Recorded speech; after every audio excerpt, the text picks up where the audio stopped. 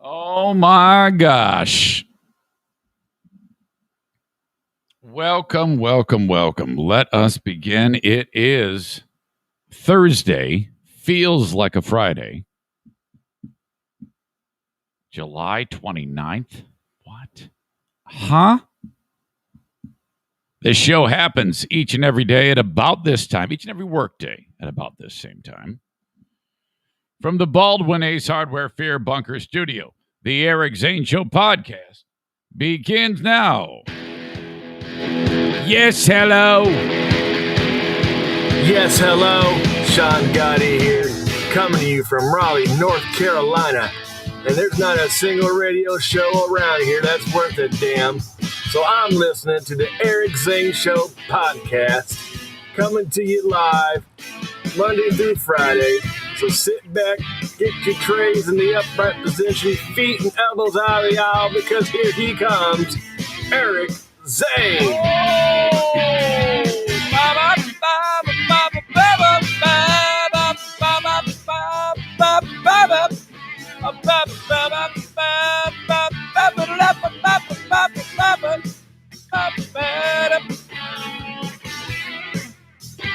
Hey, like I told my stepbrother just the other day, his name is Joe. That is Wally's son, my dearly departed mother's husband.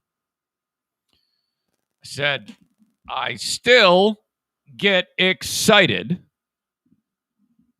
when I know the microphone is sending messages to you via the live stream or recording me on the podcast. I still feel an excitement there. As intense as it always has been. And that makes me happy. Oh, my God. So thank you for taking an amount of time to be here for this, even despite the fact that, I'm in a dormer above my garage. You must always have that type of excitement, I guess, if you want to keep enjoying what you're doing. So I thank you for making that a reality by being here part of this, a daily show where I discuss news, nonsense, and my personal adventures each and every day of the week. And my gosh, I do it. I record everything that's happening right now while I'm live streaming, facebook.com/Eric Zane fan page. If you can find it, be able to muster up the strength to be able to share this on Facebook, thank you, or give it a like. That helps your old pal Eric, and it's brought to you by Irvine's Auto Repair, Grand Rapids Hybrid, and EV. More on them in a second. I spent time with them yesterday. That merry bunch of people that helps me. That's part of yesterday's drama. The second I get done with yesterday's show, I start preparing for the next one. Oh, God. What now? Throw another log on the fire of craziness, of stupidity, of what? All of those things. That happens. They're not well, no. Hell, I didn't do anything stupid. They didn't do anything stupid. It's just remarkable the things that happen on a daily basis. Periscope video on Twitter, brought to you by Blue Frost IT. If you're watching there, retweet it with a snarky comment. As well, YouTube, brought to you by mypolicyshop.com, My Policy Shop Insurance. Frank the Tank Fuss.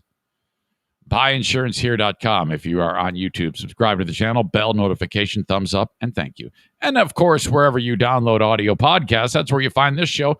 Throw a review at me if you would. I prefer, and hopefully I earn 5 stars, and you saying something pleasant.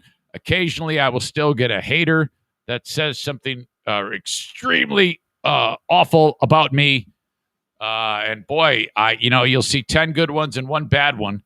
What was the one that said misogynistic, creepy, loves rape or something like that? It's like, can you imagine if I was all of those things, if that were true, how quickly Diana would come over here and put me into a tombstone pile driver and turn my spine to powder? Holy shit. I have never been one for, there's some radio shows like that, just remarkable level of intense, ridiculous sexuality I can't handle it. Oh my God. Back in the day when Stern was on, well, I never really listened to Stern, but anytime I would see old clips, I was like, oh God, I like it when he's making fun of people and doing stupid shit, but when it starts to get really sexual like that, oh God, it just drives me up a wall I cannot handle. I can't hang. All right. So, yeah, I don't want to say I have senioritis because I'm getting ready to take extended time off. But it's hard to not look past this. There's still a task at hand, and that is spending significant time talking with you. But when you know it's right around the corner, maybe a little bit. Maybe just let off the gas just a bit, kind of. But for me, that's not that much. Because I usually am like packing the day full of busy work. So I think it's, I don't know about you, but for me, letting go is tough. You're like, oh God, I'm not done with this. I'm not done with that. I need to meddle with this. Well, no. You must learn to let that go and just realize that it's all going to be here when you get back, Dumbo. So relax. You've worked hard and go. Who was it? Melissa. I should just take her words to heart. She wrote something fantastic.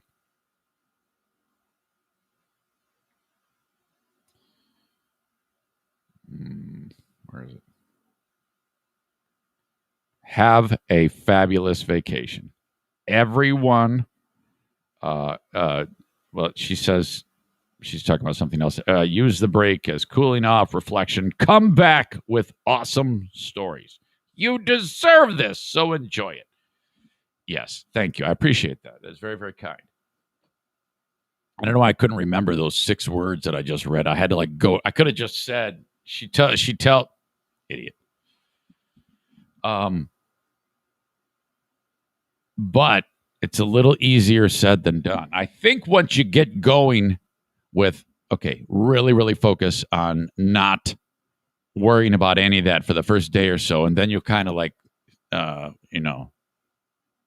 you'll be centered. You'll be away from it. So I just got to focus on that. God, I am just a kind of like a psychological mess.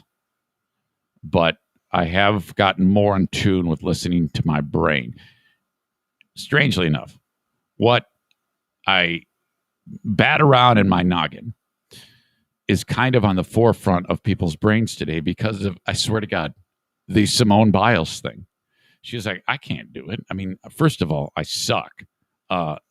What I mean by that is who knows what she's going through, but, she struggled in that thing early on, and then she's like, all right, man, I'm a mess. I'm just going to either hurt myself or hurt the team, and I'm just not right. I got to get out of it.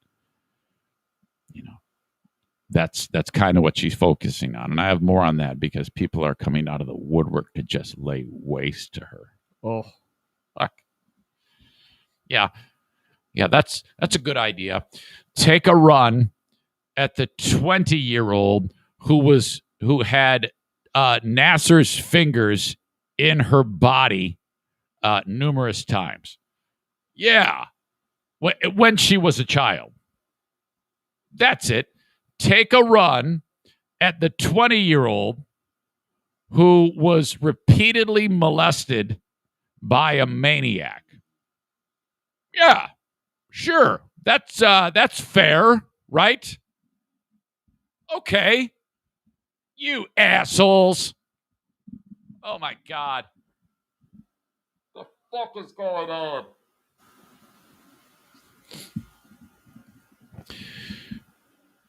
I can't get that damn Dixie Chicks song out of my head. It's just so chipper and fun. I think that is, and by the way, yes, formerly known as Dixie Chicks, now known as Chicks. I sang it yesterday on the Patreon.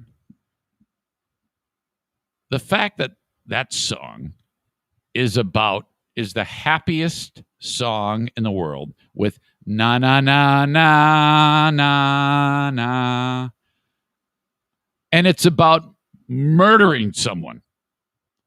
It is the happiest song about murder that has ever murdered. Because Marianne and Wanda are buddies growing up. You know, they've got the lemonade stand. They got probably fighting over a boy as they grow up. And Marianne goes on to be successful somewhere in Atlanta, and Wanda settles for this piece of shit Earl. And then 2 weeks after she got married, Wanda starts getting abused. She put on dark glasses and long sleeve blouses and makeup to cover the bruise. I mean, the rhymes are perfect. Every word has meaning. It's a very underrated song. And all while describing murder, you're happy. Think about that. That's ridiculous.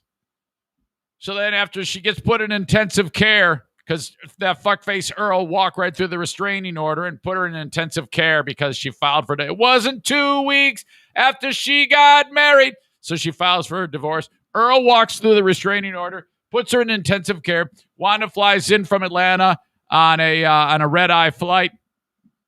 Held Wanda's hand, and they figured out that Earl has to die. Let's kill him. Let's kill Earl. So they poison him. Wanda makes the black-eyed peas, and Earl's eating them. He's going, hey, man, things taste a little fucked up to me. And she's like, oh, no, man, that black-eyed peas taste all right to me. You feeling weak? And then they throw him in a tarp, and he's gone. They have murdered him, and you couldn't be more happy. Oh my God. And this song, it was remarkably popular about murder, and it makes me so happy. It's just hilarious that they pulled that off. All you have to do is have the right tempo, the right chord progression, throw in a na na na na na na here, and you can write a song about murdering someone. Yes, what a great thing. And then the cops show up. They have no, and then I think Wanda and Marianne become lesbians because they live the rest of their lives together, and that's whatever, you know. That's a very real thing that had possibility. I mean, if you're Wanda, you might as well. Marianne just saved your life from the scumbag. I could understand why you would have issues with dudes going forward. So I said it long ago. Every single woman on the planet might have, probably does have, in fact, does have a small degree of lesbian tendencies. Well, for that matter, dudes do too. They just cover it up better. Women, no. So that song is so stuck in my head. I sang it yesterday on the Patreon podcast. Joe Morin reaches out to me.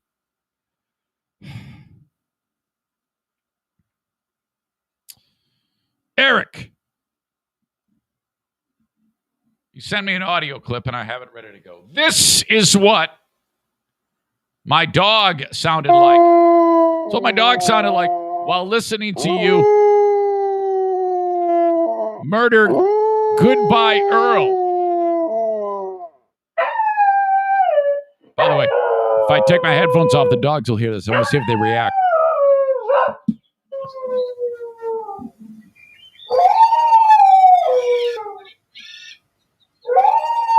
O'Neill just lifted his head up.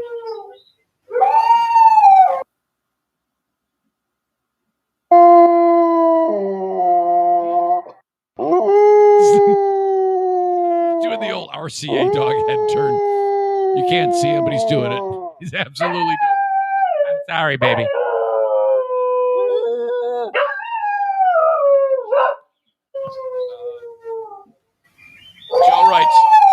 Joe writes up. I had to cleanse my ears before listening to the original. Oh, by the way, he says, I don't even own a dog. I wouldn't quit your day job, your friend, Joseph. Shut up, man. All right. That's how it's going to be today. Yesterday on this show, I got done podcasting and singing great songs perfectly, pitch perfect like that. And I got a heads up from my friends at Irvine's Auto Repair Grand Rapids Hybrid because there was an issue with that 2015 Civic. Now, this is the one, it's a hybrid. This is, and so I take it over there and they say to me, they go, okay, good news. Everything that's wrong with this vehicle right now that's causing you trouble, there was some type of thing. It's almost like a recall, but they made it so that everything that all these codes that come up, they say if your car falls into these parameters, you're going to be able to get it repaired for free, for freaking free. And I go, okay, awesome. This is good. He goes, however, we can't fix it. I don't like turning business away, but you have to have it done at a dealership. And I go, no problem. All right. So, I mean, that's how they roll.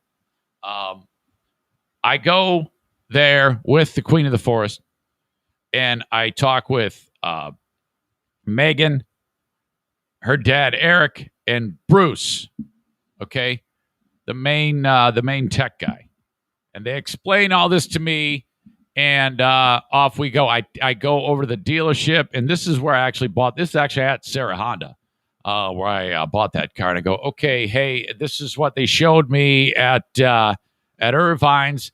And they go, yep, looks like it checks out. They are right. This is all going to be taken care of. Okay, now here's where it gets weird for me. This is where the anxiety attack comes in my brain.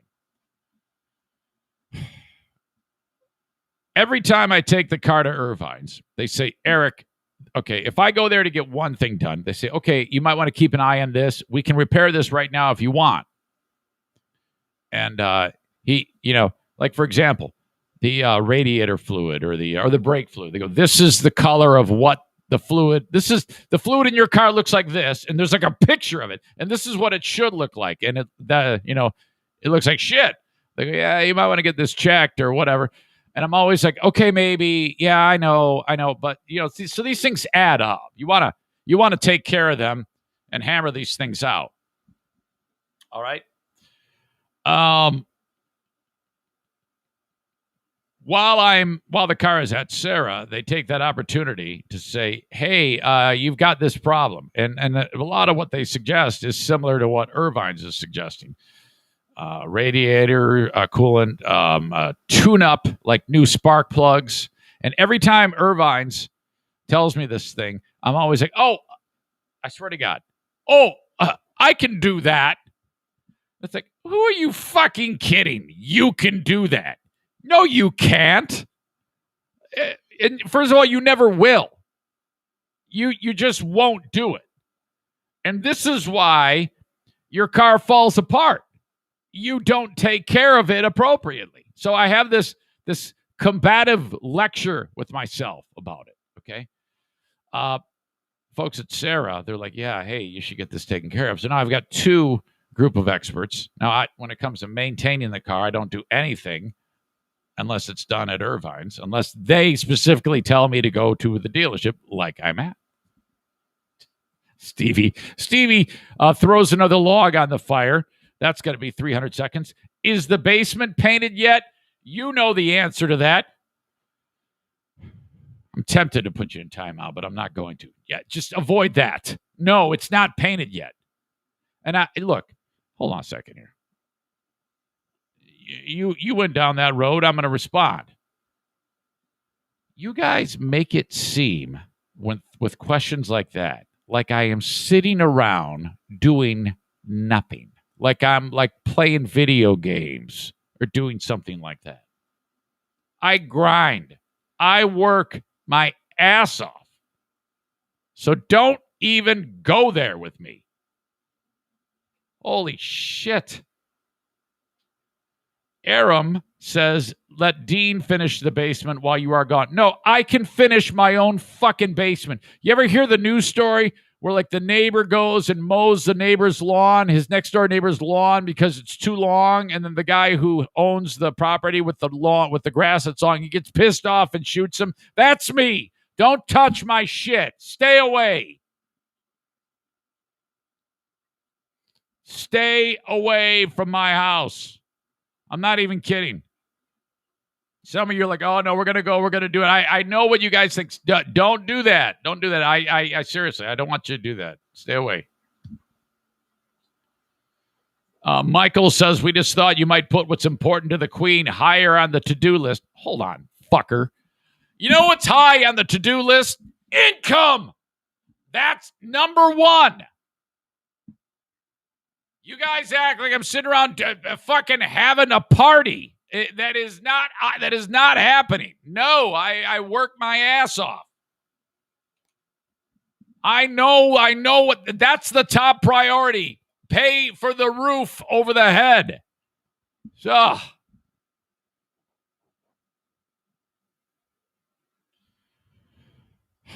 and then today she's like,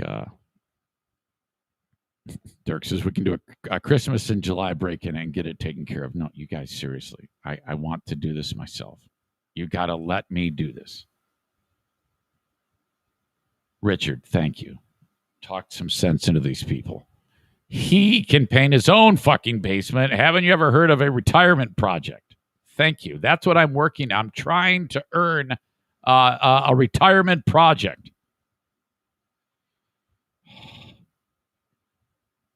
Megan says, okay, but can we just drink with the NFK? Yes. Maybe some beer pong and flip cup, but he is not going to want you around here. If you bang on the door and show up here and say, hey, we're here to keep you company, he's going to want to stab you. Again, this is the guy who locked himself in the closet or in the pantry when someone new walked through the house. I would not do that. I wouldn't do any of these things that are being discussed right now.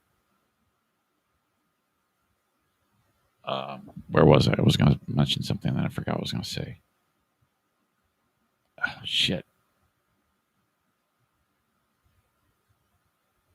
No. All these are terrible ideas. You guys are just fucking with me now.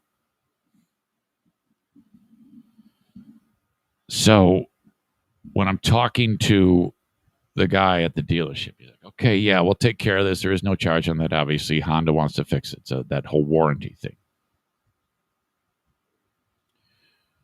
Yeah, the radiator fluid, you got to change that, and you got to change your brake fluid, and you need new this, you need new that, and the estimate is it's going to cost you $19,000 to get this car the way it should be.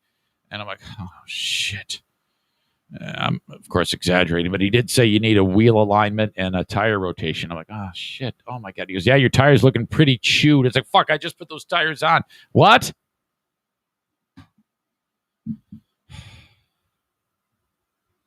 So right away, I was doing limo work, and I have an anxiety attack because I'm getting the vehicle out of the shop soon, like in the next day or so, from getting the warranty work done.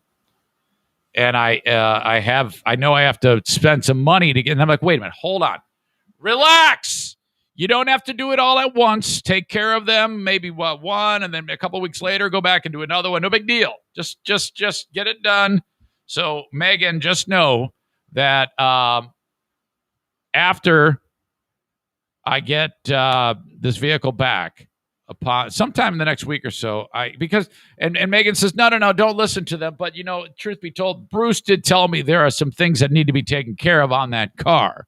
And I think it's important that I get them taken care of because I don't want the fucking car to go kablooey on me because I haven't taken care of it, All right. Eric, they got to get their money somewhere. They're not getting it from the warranty work. This is true. But at the same time, my good friends at Irvine's have said, look, you need this taken care of. And I trust them, and you should too. Okay. But anyway, it kind of wrecked me. Maintaining a car is expensive. Holy shit. Limo work yesterday, and this is how this unfolded for me. So I get done with this. I go and I visit Megan and Bruce and Eric, and Diana is with me. We say hi. We get that car. We drive to the dealership. I'm in my truck. She's driving the Civic. We drop it off. Good to go. They have ice cream bar there. You're like, what? In the service area, they have ice cream bar. I don't know what the fuck is going on, but I see Rick, who is a general manager there, Rick Cliff, and he goes, Eric, how are you? I go, I'm doing well, Rick. Good to see you. You know, this is one of my sponsors. He goes, and Diana's already got, I turn around, she's gone. I finish up business. I turn back around. She's got ice cream with the sprinkles on. I go, oh my God, that didn't take long. She goes, just, they got an ice cream bar here. And I go, holy shit. And Mr. Cliff comes up. He goes, hey, Eric, go get an ice cream. It's ice cream bar day. And you know what I said? No, I can't. I'm watching what I eat. Yes, this is a victory. This is a victory. No, Mr. Cliff, I'm watching what I eat. Ah!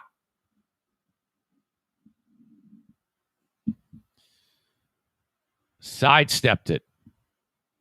Little victory. Go home. I have a day of limo driving. I packed my lunch. It was cauliflower, carrots, broccoli, a pile of raw vegetables, and water. Now, truth be told, that was my snack the whole day. I did have a sandwich in the evening, but I had to eat. I mean, I just had a sandwich, no big deal. But hell, that was a win. Okay, the sandwich was fries on the side, but that's better than pounds of sugar, which is what normally happens. Normally I get done with the limo work, and then, it's 10 o'clock at night, and then I have 3 or 4 giant bowls of freaking Fruity Pebbles or something like that, and then immediately just go to bed, brush my teeth, go to bed. No! I kept the car on the road. Still hovering around 173 pounds right now, which is remarkable considering the other night I was 179. I think it was all poo and water, like I indicated before, but my God. I'm downtown, and by the way, this family that I'm with, it's 6 people. Okay, you got a mom, you got a dad, you got daughters, you got son-in-laws, the whole deal. Six people. Really a different level of interaction culturally, because the last group of people in my car, it was all black people. This is all white people. And the black people are listening to all these terrible songs that are, it just took all my focus to just worry about the road, because how unnerving is it to hear a giant pack of people in the back listening to songs? It's bad enough. I don't know what's worse, a group of white people singing songs and listening to songs with the N-word in it, or black people. Either way, it makes me uncomfortable. I don't like it. And then the sexually graphic nature of the music, like Cardi B and these other rap stars that are just saying terrible things. This is what people listen to these days, and it's beyond me. It's a different world. My God, when I was growing up, we would listen to like 2 Live Crew when I was 17 years old. And that was pretty raunchy, even by today's standards. But now you've got 30 and 40-year-olds. This is what they listen to, the same way I might listen to like Dixie Chicks singing Goodbye Earl. And they sing it at the top of the mountain in the car, and it's fucked up. I can't hang. No. So white people, black people, doesn't matter. But this group of people, they were unicorns, because they get in the car and they're complete nerds. All right. And why? How could you possibly say that? Because as serious as a heart attack, I'm not making a bit of this up. They get in, and you know that song that accompanies that thing called being rickrolled? Rick Astley, Never Gonna Give You Up, or whatever the fuck it is. That ginger creeper guy who dances like an asshole and sings that stupid song. Oh, my God. They actually started rocking that song to start our adventure last night. Now, we're going from brewery to brewery. So I've got this car full of white nerds listening to that. And then they pumped up like Take It on the Run by REO Speedwagon. I'm like, oh my God, I don't know what's worse.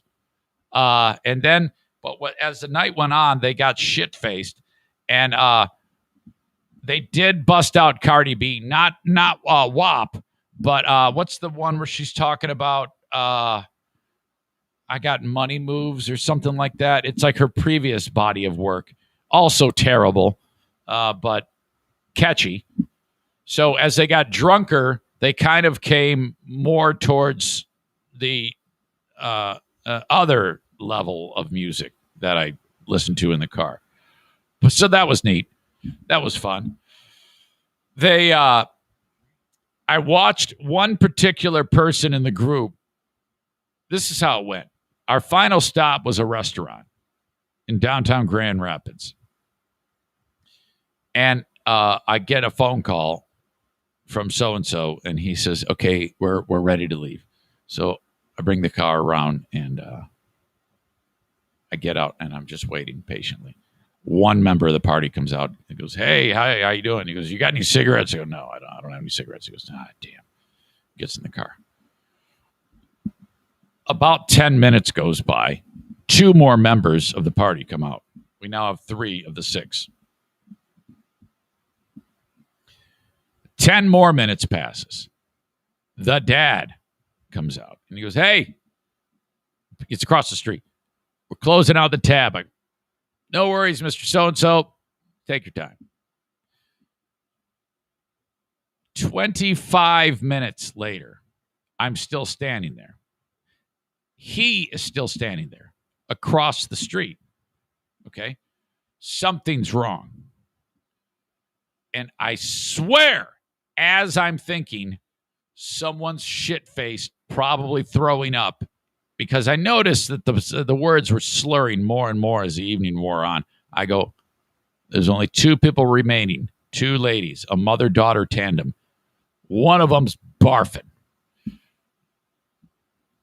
The door of the place opens up, and it just opens up right to the street. And mom has her arm around this loved one, daughter, I guess. Daughter, I'm guessing daughter. And just, they're walking slow, and I go, oh my God, she's shit-faced. And the daughter is being helped out. And the mom, I can't hear them. I can just see what's happening. I'm like, okay, this is it. This is. I found the snake in the grass. This is the big one. And they're taking little steps. And then, again, I can't hear them, but then I do hear this. Mom has said something to the girl, young one. Well, I should say she's probably in her 20s. Well, I'm sure she's in her 20s. And she whips around. And she goes, no, Mom! No! And I'm like, here we go. I look left. I look right. I look back across the street, and drunk chick has vanished. The car, the sedan limo, is blocking my view. So I could only see chest up leading up to that moment. Now all I see from chest up is mom. And you know what I'm thinking? Down goes Frasier. Down goes. Sure enough, I look and she's laying there. She's laying there on the fucking sidewalk. I'm like, yes, yes. And then dad is like, oh, God, fuck, this is awkward. Oh, no, people are walking by. They're on those stupid scooters and the rent-a-bikes. They're going by. Like, oh, no, it is. Here you go. So she's laying there like a fucking a seal on a hot rock. And I'm like, oh, God. I get her up. She's going again, baby steps across the street. I'm like, please don't get greased by a car. So I'm like looking on their behalf, and I'm like, okay, hang on to the right. Okay, good on the left. Come on. And they get her going. She gets over to the car, and I'm like, don't say a word. Just open the car door. And then, now prior to this, Dad has said, we've got you till 8. Can we go long? And I go, you mean you want to keep it for overtime? He goes, yeah. I go, yeah. I mean, let me just double check with dispatch to make sure that they don't need the car for another trip. And they didn't. So I go, you can go as long as you want. We can party all night, Mr. So-and-so. I will take you wherever you need. And he goes, oh, my God. Now, this is an older gentleman, and they are having an unbelievably fun time. Hell, if you start with Never Gonna Give You Up and then you transition to Cardi B, you know it's getting out of hand. So they are making plans prior to this stop. It's going to be an all freaking nighter. And I am the chaperone driver in charge of this party. And a little bit of air is out of the sails now because they got to deal with this. And they just like stuff her into the car. And they like climb. She's laying on the back seat. And I'm like, oh my God. And then Dad, he's the last one to get in the car. And he looks at me like the way I'm looking at you right now with a raised eyebrow. And he goes, I think we're going home. And I go, whatever you choose, Mr. So-and-so. Sounds good to me. Sounds like a plan. I don't say a word. I kind of half smirk. Like, I get what you're laying down. So we get in the car. One of the previous stops, they were able to buy several bottles of wine. It's a tour, a brewery wine tour. So they bought a bunch of wine. It's in the front with me. And then I hear it. I want a wine. I want some wine. No, honey, you've had enough. I want some wine. And they're like, oh, fuck, we're going to have a problem. They go, hey, Eric, hand us one of those bottles of wine. I go, no problem. Pick it up. Stick it to the thing. And then they go, you have an opener. I go, I don't. We need an opener. I go, I've got you covered. Hand it to me. They hand me the bottle of wine back. I get out of the car. I go back into the bar. I go to the hostess. I go, I need you to, can you open this for me, please? She looks at me kind of funny. I go, yeah, I've got a car full of people. They want to drink some wine. She goes, no problem. Takes it to the bar. Open it up. Bring it back. I open the car door, and the suspect in drunkenness, well, she's convicted. She's the one that's right there when I open the door. She goes, oh, my God! Yes! She wants more wine. Here you go. Whew. And I'm like, I've got limited time. We are moments away from barf. I've done this hundreds of times. I have never had anybody barf in the car. I've had someone pee their pants, not had anybody barf. We cannot, I have to keep this winning streak going. So I'm like,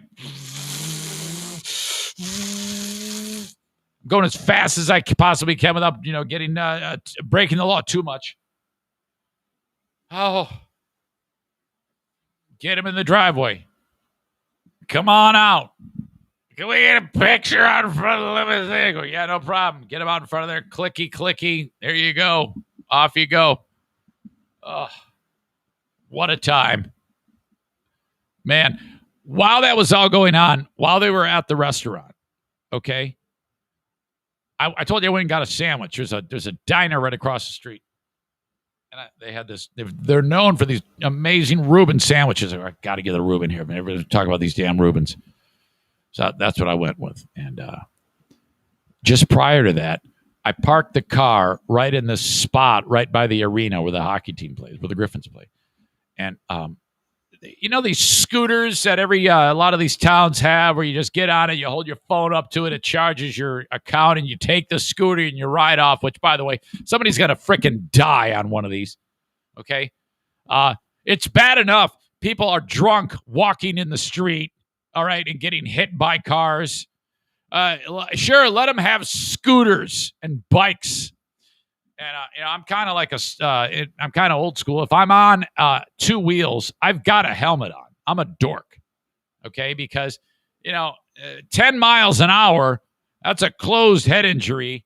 And then someone's spoon feeding you for the rest of your life. But anyway, all these drunken people are on these stupid scooters. The kids that were on these weren't drunk. They were kids, like 14 and 15-year-olds. They have finished using the scooters and are in front of the diner now. But they stopped. They didn't stop them on the sidewalk and parked them. They stopped them right in this service drive. So I can't really even get the car into there, and I'm going to stay with the car. So I have to move the scooters. So I get out of the car, and I roll the scooters to the sidewalk, and I hear, "Hey!" And I look, and there's this group of kids, and it's pertinent to the story. They're all black. And I'll explain why that's pertinent. You'll figure out why in a second. And so all these black kids see me and they go, "Hey!" And I go, "Yeah, shut up, black kids." No, I didn't say that. I go, "Hey, how are you? I'm just moving this." And they kind of look at me like I'm the fucking white devil. I'm like, "Shut the fuck up. I'll deal with you in a second. Don't yell at me." So I move these scooters over. I pull the car in. And then I decide I'm going to go walk over and get something to eat. And the kids see me and they go, "How much does it cost to rent a limo?"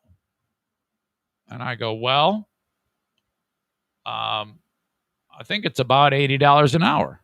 Depends on the day of the week and the time. But I think right now, if you were to rent one of these, it'd be $80 an hour." They go, "Well, if we pool our money, can you take us for a ride?" And I said, "No." And she says, "Why?" I said, "Because I've got customers. And they're enjoying a meal right now, and then they're going to get in the car and we're going to leave. So I'm working right now." And I answered her. I didn't answer her in any snarky fashion. I was actually polite. And she goes, "Oh, the next question, I am not making this up. And I don't know what happened here. I'll let you fill in the blanks." She goes, "You have customers right now?" And I go, "Yes." Now, I estimate this is a 14-year-old, maybe 13, maybe 15, in that ballpark. And they're all there around, just standing around me. It's me and the blacks. And the kid says, "You have customers right now?" "Yes." And she wanted to say, "Are they famous?" Okay. And she didn't say that, though. She said, "Are they racist?" I am not shitting you.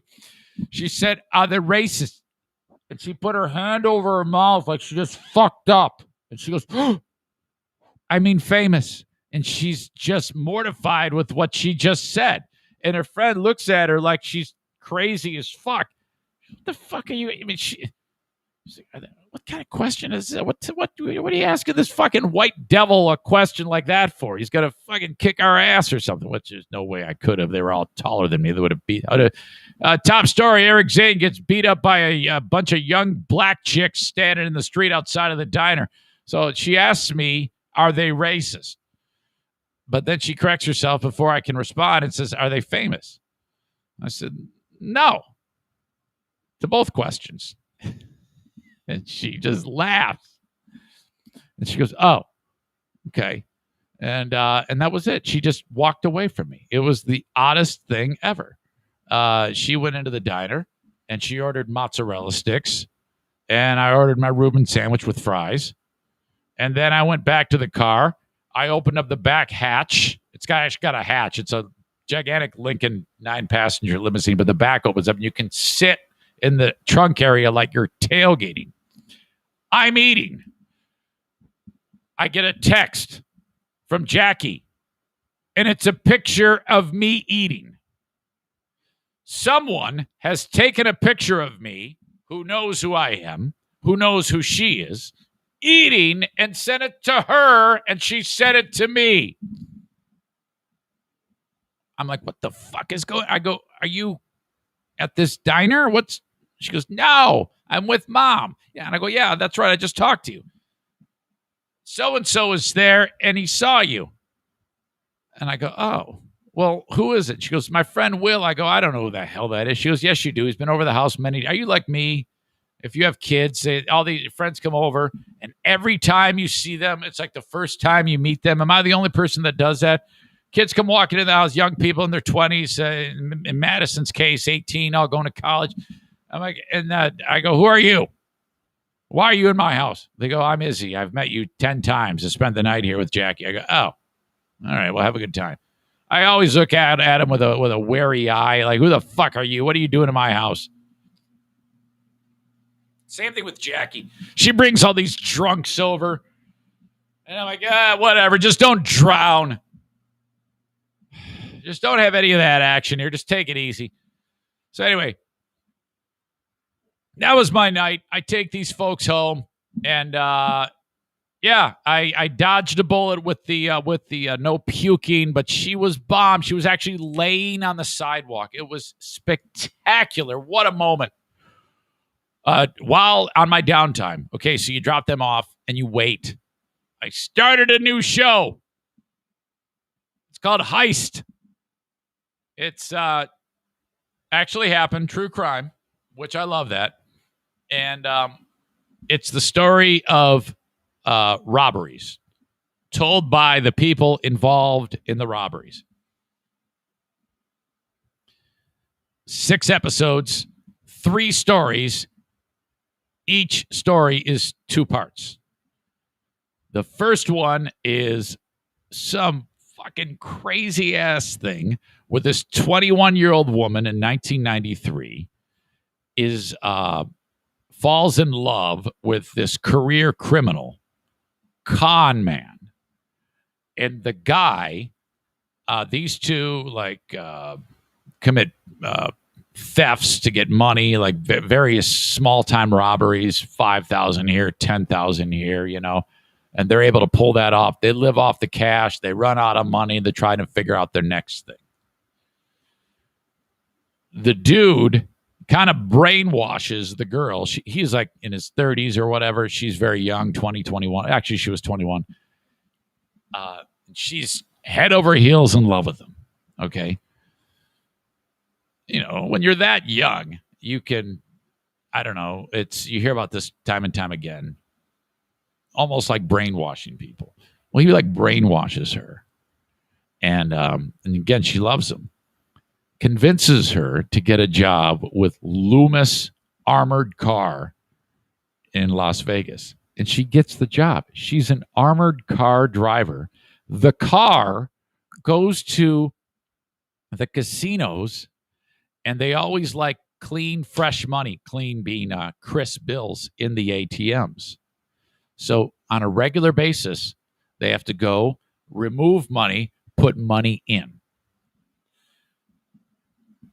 She's the driver with 2 guys who are not crooked, and they're the guys that they show up to the casino, get out of the car with bags of money, and they go walk to the casino and change out the cash while she goes and waits.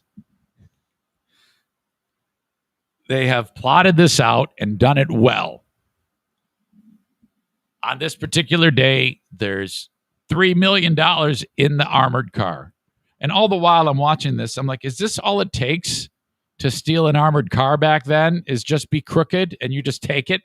Because I don't know. It just seems to me like in 1993, you would have had a more, like a fucking low jack or a GPS on the car, because the guys go in to change out the money and she just takes the fucking van with $3 million in it. And she just drives it to some garage 3 miles away. And dude, psychopath, they just take all the money, put it in boxes, and mail it to some place. They actually go to like a UPS and have several boxes that they mail. This is brilliant. And then there's a private jet waiting.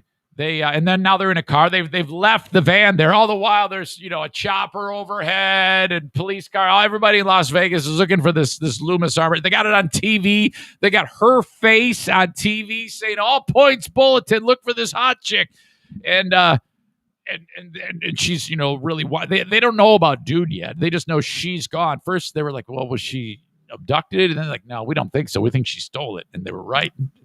Can't fucking find her. She is being interviewed in this whole story. Okay. And so you're getting it from her perspective. So the only people that do the talking, you've got actors that are acting out the scenes, the crime drama scenes from stealing it, reenactments. But it's her, the actual thief, talking, telling you the story, along with the two dudes who were walking around carrying the money who weren't in on it, and also the investigators who eventually caught them. I'm assuming they were caught because that's just, you kind of know that going in. So I'm not ruining anything for you. So I'm all in on this thing. It is, they fly to another destination, and then they take a train to another destination, these two, and they're going to meet the money. And I had to stop it when they actually got to their destination. They haul boxes of money into a hotel room, actually lay it all out, like $3 million of 20s, 50s, and 100s, stacks of money. She takes off all of her clothes and lays on the money. Like, she's telling you what she did. Now, I don't know if they had sex, because there's a lot of sex involved in this, because the creep that brainwashed her, he's into something called sex magic, which I didn't know what that was. I'd never heard of that. And she describes it a little bit, but it's like some voodoo hocus pocus. And they somehow, she describes it as harnessing the power of orgasm. And I went like, wait, what? And she describes it as, because when there's an orgasm, that's just gone. Afterwards, you're just kind of laying there. And it's like, where does that energy go? The claim is you harness that power, and I don't know, you do something with it. I don't know if you're constantly, it's really strange. That's what sex magic is. Isn't there like a Red Hot Chili Peppers release called something sex magic? I don't know. Weird. But anyway, she's involved in that. 21 years old, hot chick with 30-something-year-old brainwashing idiot. They just stole $3 million. She's laying on a pile of money, and that's where it stops. That's right. That's where I stopped it. So I can't wait to watch. There's like two other stories. Heist on Netflix. This actually happened. All the while, I'm going back to that thing about the Loomis armored vehicle. How is it you don't have telemetry on those vehicles? And, I know it's 1993, but that existed then. That type of satellite, if your vehicle gets stolen, LoJack's been around forever. Been around a lot longer than that. That's what people put on cars. OnStar, you push, hey, where am I? What the fuck is going on? How is it that was a thing? But whatever. Okay.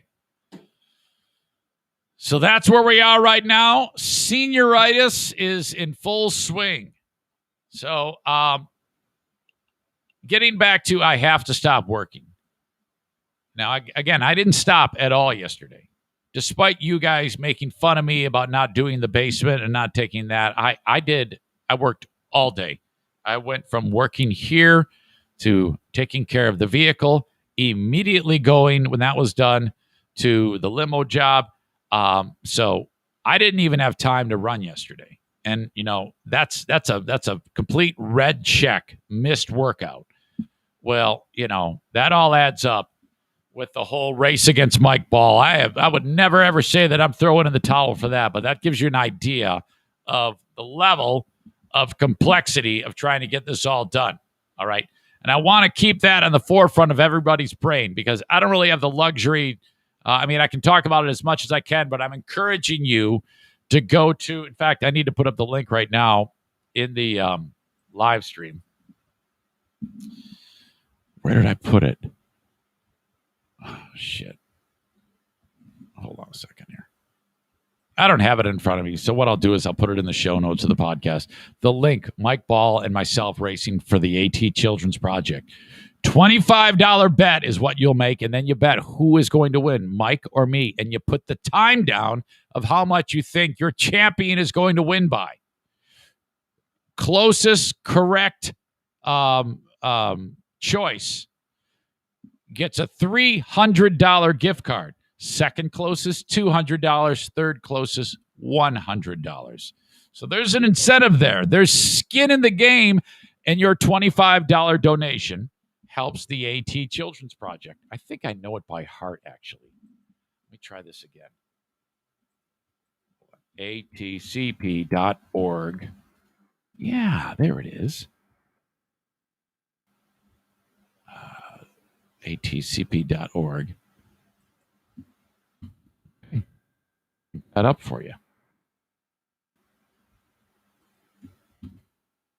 Okay. While you're watching this show, if you would click on that, or at least remind yourself to do it later on, that would be fun. Thank you, because I'm trying to raise that money for the AT Children's Project. That would be awesome. Mike and I both are. We all are. We always have. So, it's especially important right now as we've recently had another loss. That would be our beloved Kate Velding. So please, please, please help us out with that. It would mean the world to those people over there. Thank you. Blood, Sugar, Sex, Magic, the name of that release. Terry says, can we bet on both of you guys for charity's sake? No, just drop your money and bet on one. Or and you don't have to put, if you're cash heavy, like if you're rich as shit, well, throw some serious dollars at that. All right. This is a ridiculously amazing charity for a disease that kills children and really, really puts, a serious, my God, if you think about that, losing a child is just ridiculous. But if a child's life expectancy is early 20s, that's just unbelievable to think about, but a very, very real thing for these families. This is an orphan disease. What does that mean? It's kind of like it doesn't, it's so rare that, you're looking at 500 people a year are diagnosed with AT, okay, in the world. Maybe a little bit more than that, but in the U.S. for sure, you're looking at that type of number, okay? But this disease, being that it combines the devastating effects of Parkinson's, MS, muscular dystrophy, the research that is accomplished to help treatment of this, and there is no treatment, nothing at all, not even anything to improve the quality of life. Stand by. The research that is worked on, and if there ever is anything to help out, will also help in all of those much larger illnesses that affect a much larger swath of people. And so the research would translate to those types of research as well. So it is extremely important. And, honestly, they get money simply by things that we are doing here.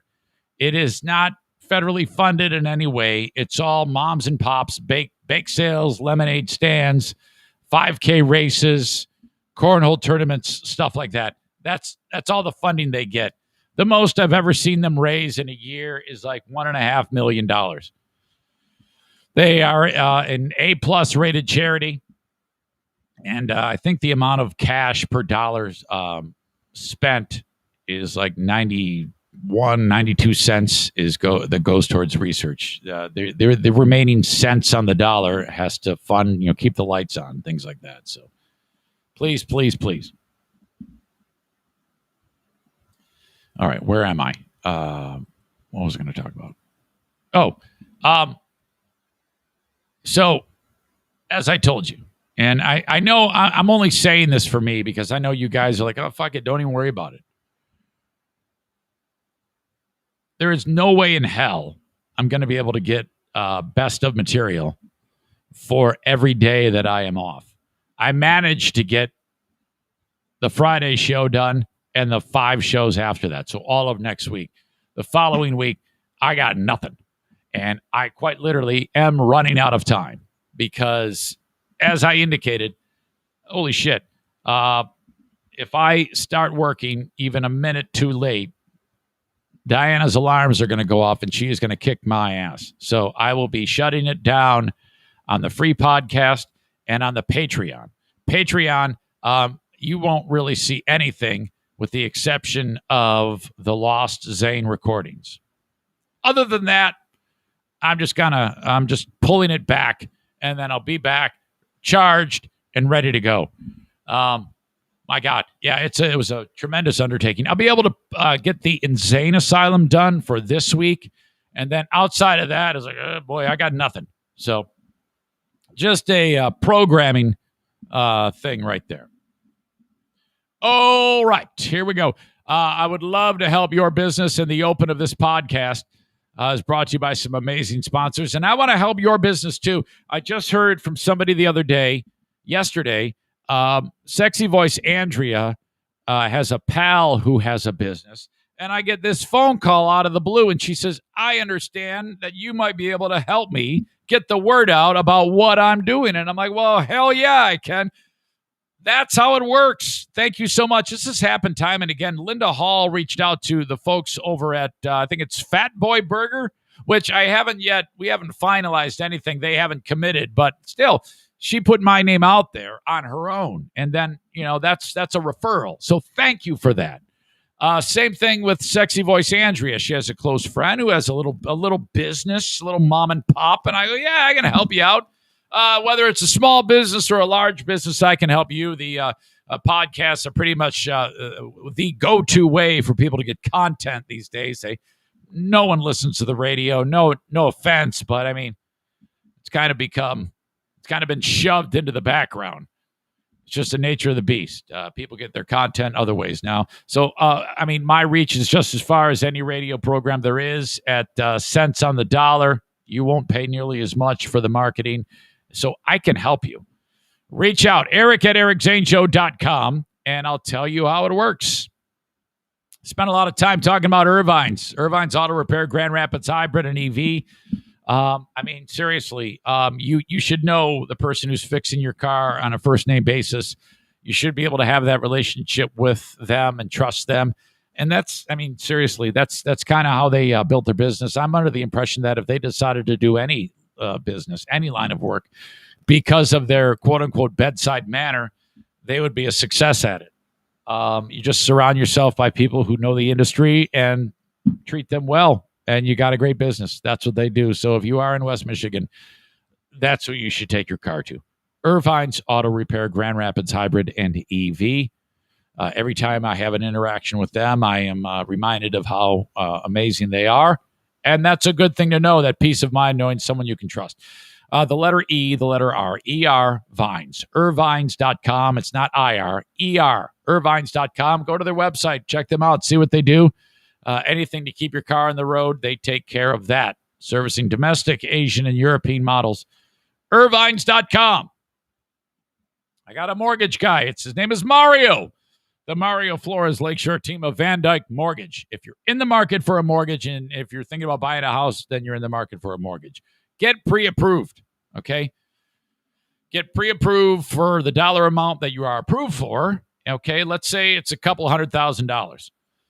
And then start looking for a house that costs about $20,000 less. That's the way it is these days. For some reason, the housing market is in this weird spot where there's just not enough inventory. So people are getting, home buyers are getting into bidding wars. People put their homes for sale. In an hour, they have 10 people bidding on it. And what happens between those bidders is it's who can go the highest. So my advice is, Mario's advice is, get your loan and then plan accordingly. Learn more by reaching out to Mario, 231-332-6505, anywhere in the U.S. except South Carolina, Hawaii, Alaska, and Maine. And then Blue Frost IT. Okay. All of the other businesses in West Michigan that specialize in IT, either contracted work or manage IT service provider work, or even just fixing your home computer. They get together every year for a big summit. You can't vote for yourself. They all get together and they got to vote on who's the best. And unbelievable. What an accolade. Blue Frost IT, number 1 in West Michigan. How incredible is that? Reach out to them, 616-200-8550. Online at bluefrostit.com. Reach out, info at bluefrostit.com. It's, being this business what it is and doing what I do, I have to really get down to brass tacks as to what exactly they do. So I try to put you into a scenario from the customer point of view. If you have a business, 6 employees, 3 computers, a printer, a network, hard drive, monitors. Shit goes south or it's old. You want to update. You don't know where to begin. Maybe you want to retrofit your office with new line drops, new wall plugs, things like that. Or you're moving, or you have new construction. You want to fit your office so that the computers work well together. Okay, necessary infrastructure in your workplace. That involves like cutting, hooking things up, running lines through walls. That's project work. You call Alan from Blue Frost IT and you get a complimentary consultation. Okay, you need this, this, and this for new gear based on your needs because you're the one who's telling him what you need. And then he's pricing out how much it's going to take to make sure that the office is set up with the right infrastructure. It's all a project. Get a complimentary consultation from Alan. That's what you do. Not to mention the managed IT service provider work for months to come. He is your boots on. They are boots on the ground for you in terms of like, well, oh my God, hey, we got a problem here with this. I'm going to call Alan. Then he fixes it either remotely or shows up at your place. Blue Frost IT. Okay. I need to get into the Simone Biles nonsense. I mean, man, like clockwork. Yesterday when I got into this story, it was half an hour old. And I knew this was going to happen. It was happening as I was talking to you. What is wrong? Why does this have to be? Why can't you just, what? Who gives a fuck? She wasn't cut from the right stuff for a day. She wasn't good enough and she didn't feel well. That happens. Oh my God. But I got to pee. So we got to take a break. I hate taking a break, but we're going to take a break. Okay. Back in a minute. Taking a pee. And, stay there.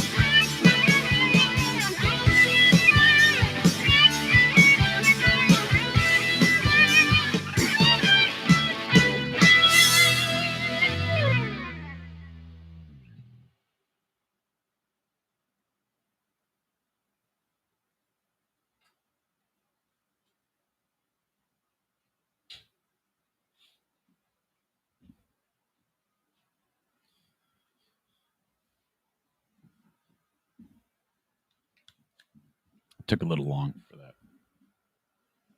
Oh, man. And you know what? I forgot my water. Hang on.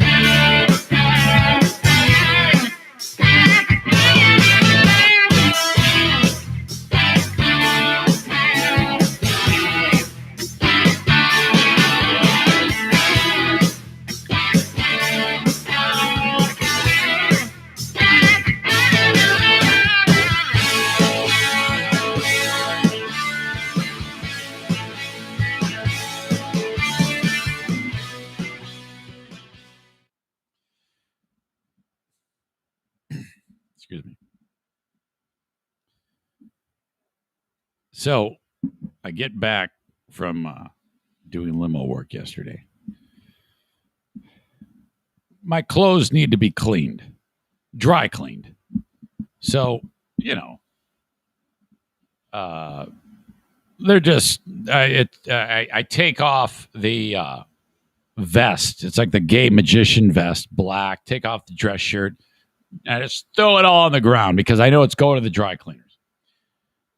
Benny, the one-eyed wonder dog, has just now each article of clothing up in his mouth, and then he goes on the bed, drops it, goes back and gets another one, picks it up, drops it, and then he takes his paws and makes it into a pile of clothes and then lays on it.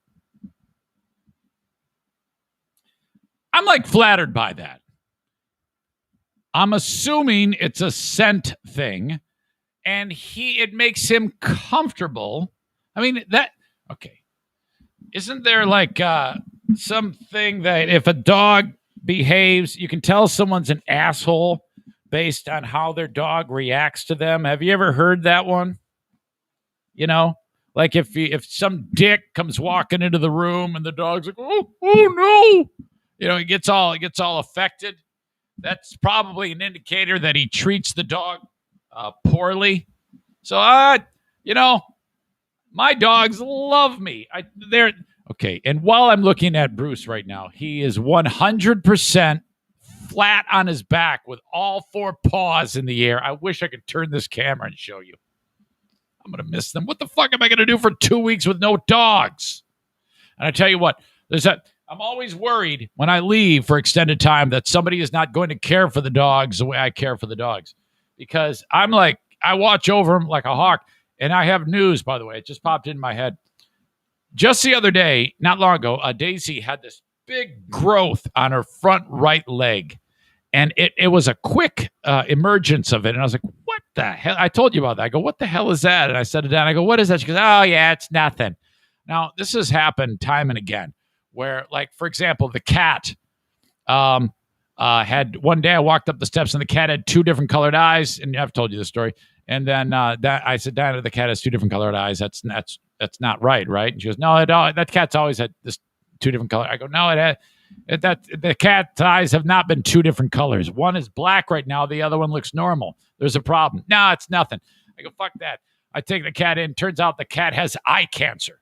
Actually, eye cancer.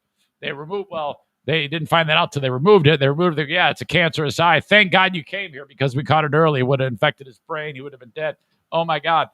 That happened. The same thing with, we've had this happen with O'Neill. It was bad. He got a bad cut. Oh, should we take him to the vet? No, he's fine. I go, no, we absolutely should take him to the vet. They go, good thing you brought him in. They always say that. Same thing. Daisy, the arm, okay? They take they go and they like remove this big growth. And then I just find out the other day it's actually cancer. Daisy, it's soft tissue cell sarcoma. Cancer. That's the same type of cancer that killed Diana's mother, but this is in dog form. And this is weird because this cancer, it does that. It grows fast and large. And if you don't get after it, it kind of forms like tentacles and then gets interwoven into like muscle fiber and nerves. And then you end up having to damage the nerves in order to repair it, to get it out of there. And then it may have it may have spread to the other systems in the body that way. That's how soft tissue cell sarcoma works. But they said that Daisy, they go, this was very, very contained. So they're 100% convinced that it was like a stage 1 cancer, but it could have gotten a whole lot worse. Oh my God, I would not have known. I mean, seriously, that would have been the worst. So now I am like dying. Jackie's like, oh man, you are the one. Don't ever let mom try to talk you out of taking, because Jackie says to me, if mom were in charge, all the dogs and cats would be dead. I didn't say it. Jackie said it. Did you hear that? Jackie said that to me. Diana is in the room and behind me right now. What do you think about Jackie saying that? I'm just repeating her words. You can't look at me that way. Huh? Come back. Come over here. Here, I'll hand this to you over there.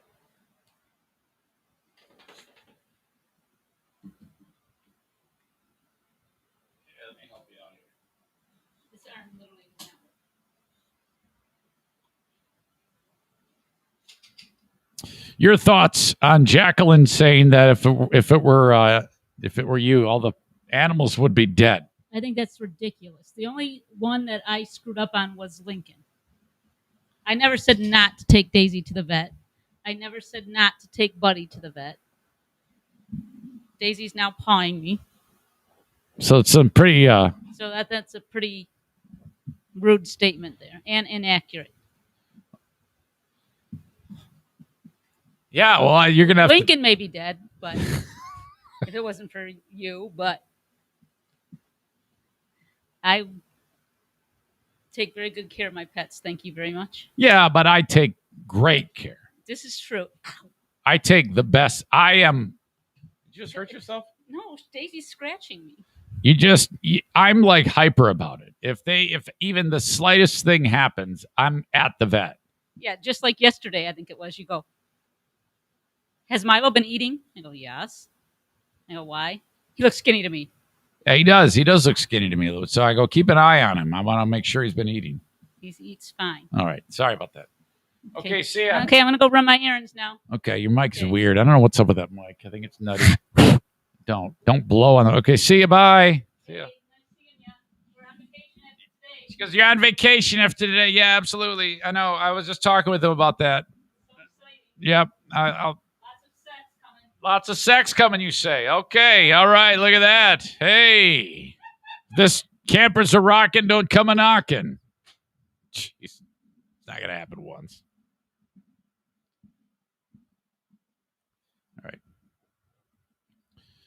All right.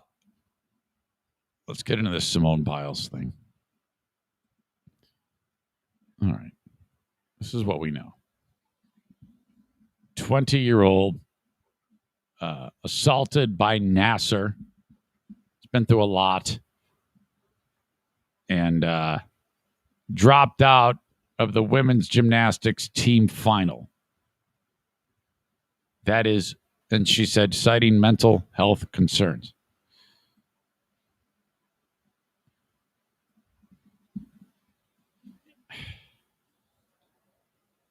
Who the fuck does everybody think they are by just saying, casting judgment on that?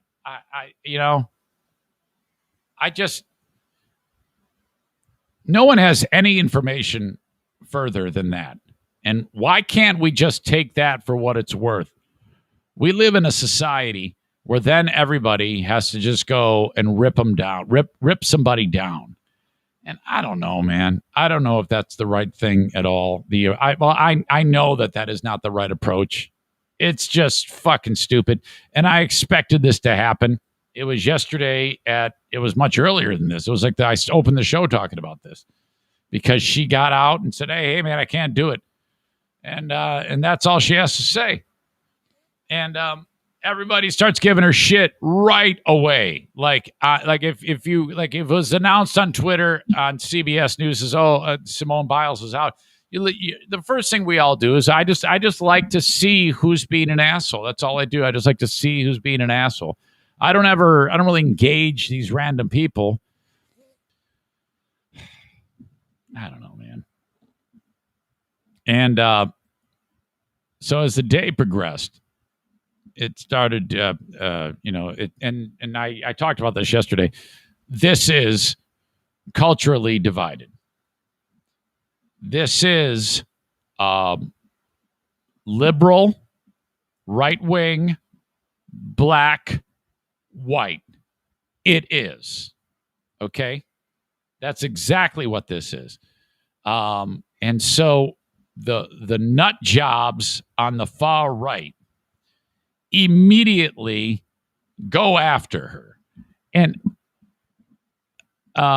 the two that are coming up right now are the two guys that took over for Rush Limbaugh. Clay Travis and Buck Sexton. You've not heard of them, more than likely, but they've kind of like taken that time slot.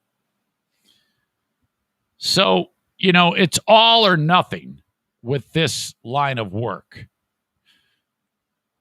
I don't know if there's a place in the world for someone who is not all one side or all the other side. To me, I would like it if I could listen to a show that fits that mold. In fact, I'd like to think I am, but I'm doing a fucking podcast above my garage. So whatever. But I'm still pretty proud of how I approach this shit. These guys are fucking assholes. Okay? Make no mistake. It's like they decided, let's go get her.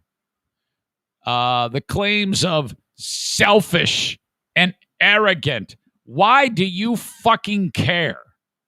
And what the fuck do you know? This article says, well, that didn't take long. Following superstar gymnast Simone Biles citing concerns of mental health after shockingly pulling out of the women's team competition, a number of conservative media figures and pundits attacked her on Tuesday for being a quitter and a selfish sociopath and had brought shame on the country. Okay. Yeah, right. Now, I would say you bring shame on the country, you fucking dicks. Universally considered the greatest female gymnast of all time, Biles followed up an uncharacteristically sloppy preliminary round with an unusually poor start in the team event Tuesday, later saying, I'm not in the right headspace. She withdrew. She looked lost during her first vault, with Biles cheering her teammates from the sideline. Team USA eventually won the silver. I know that this Olympic Games, I wanted it to be for myself, a tearful Biles said afterwards. I came here and I felt like I was still doing it for other people. So that just hurts my heart that doing what I love has been kind of taken away from me to please other people. I talked about this yesterday. The Olympics, especially women's gymnastics. There's a coach back in the day named Bella Caroli. Now, he's public enemy number one now. This is the guy who went to build women machines like robots.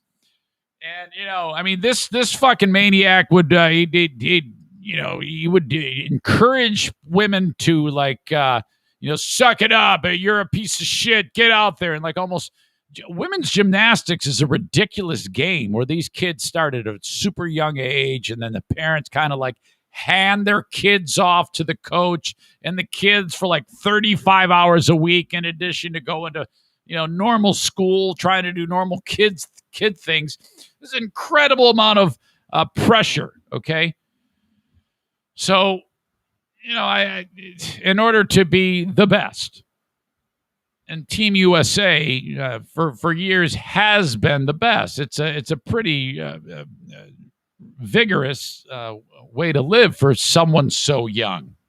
I would never dream of putting that type of pressure on a child, but it is.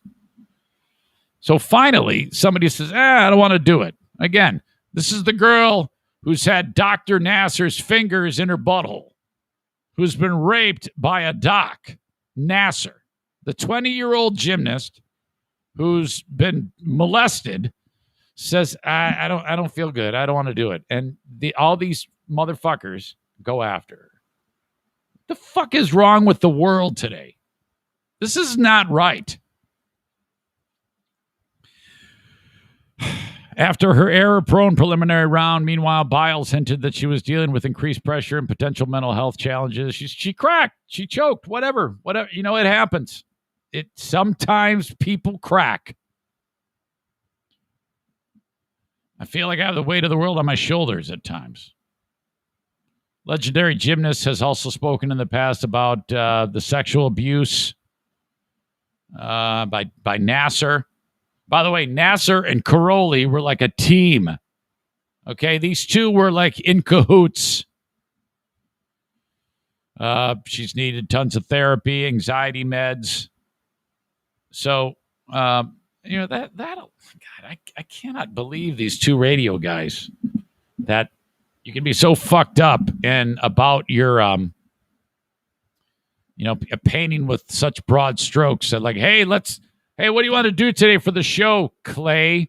Well, Buck, let's toe the party line of the other maniac right-wing pieces of shit that listen to our show, and let's go after the 20-year-old girl who was raped. Let's call her selfish on our show.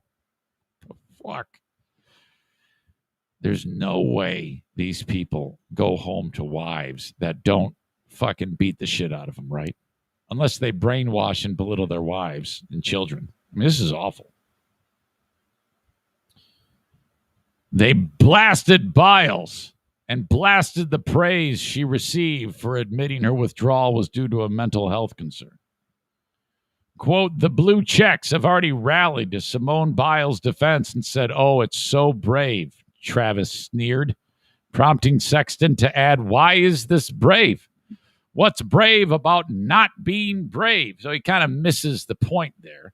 He's not gathering the fact that, admitting that you're weak and vulnerable, he doesn't see that is a brave thing to do. He thinks the caveman alpha male that he's appealing to says, you got to suck it up and go get him. Yeah. What's brave about not being brave, said Buck Sexton, because that's what we're talking about here. This is, quote, oh, you didn't stand up to the bully, so to speak. No, I think that's the not brave move. Fuming that they couldn't, quote, ever remember an elite athlete dropping out in this manner. The duo declared that this was the, quote, antithesis of what the elite athlete credo would be. Well, people think differently. And maybe in the long run, that's good because these fucking morons don't understand. The world's changing. And I think that's a good thing because we're not talking about a grizzled old veteran fucking Tom Brady walking out on one leg or something like that. Who was the basketball? Willis Reed for the Knicks coming out. Back in the day, nobody gets that reference. Old man might get that reference. I think that's the dude's name. That's a great poll if it is. Is it Willis Reed? I got to check. My brain. Yes. Willis Reed, Game 7. Legendary moment. 1970. I just pulled something from the year I was born. God, am I awesome? Who the fuck does that? You see how great I am? I just had a pull from something that happened the year I was born. Willis Reed hobbled back onto the floor in the Garden, inspired the Knicks to a Game 7 win. When I saw that, Walt Frazier said, something told me we might have these guys. Reed, though hobbled, finished with 4 points, 3 rebounds, but gave the Knicks all the inspiration they could have. See, that's different. That's a fucking grizzled old war veteran, you know? This is a 20-year-old kid who was raped, for God's sakes, and people just think differently these days. So, I don't know, man. It's a little different. So they're like, oh, well, excuse me, hang on. We've never seen this happen before, so we got to go get her. Piers Morgan, who I kind of like Piers Morgan to some degree, but I think he gets in his own way, and I think he does here too. He got all up in Meghan Markle's shit when she said she contemplated suicide. I think it really gets weird to me when that happens, when that's particular thing, when a person says, well, boy, you know what? You won't believe it. I thought about killing myself. And then someone says, no, you didn't. Wait a minute. How the fuck can you possibly say that? That's very strange to me. He also jumped onto Biles. And I honestly think that sometimes these guys just do it to appeal to their base. They're not really going with what they believe. They're going with what they think they should say to be able to increase their stock with who is engaging them in that content. You see what I mean?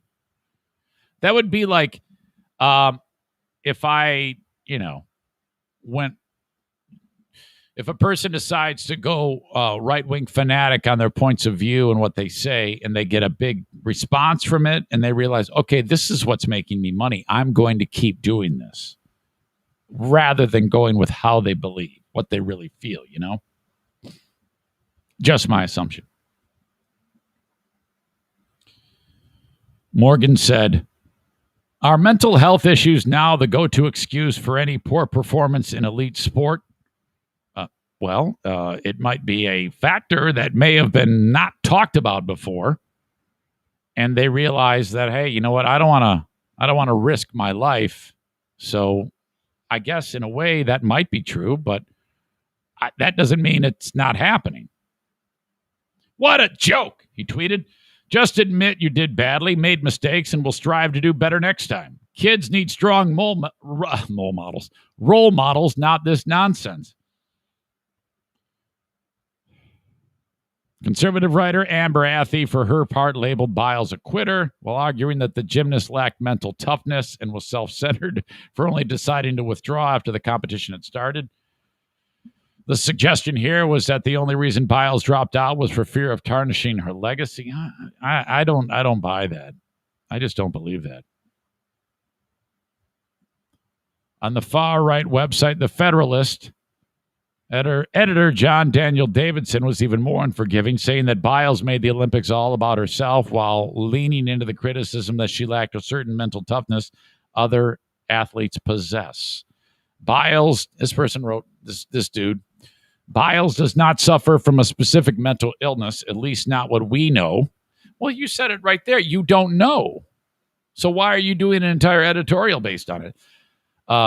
We know of, or that's ever manifested itself before. What she experienced wasn't that. It was something more common among professional athletes. She got psyched out. All right, well, how do you know? She wasn't mentally tough when she needed to be, he said, adding, that's fine. It happens to LeBron James all the time, but when it does, you can tell. He stops trying and lets his team lose. That's actually pretty funny. But instead of being ashamed of that or apologizing to her teammates and her countrymen, Biles seemed to revel in taking care of her mental health, whatever that means. Well, dude, I just don't know if I buy that. Again, raped. 20.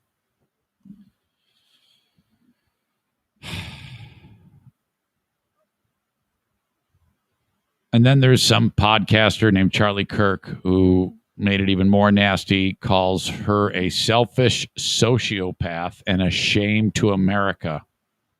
We are raising a generation of weak people like Simone Biles. Ugh.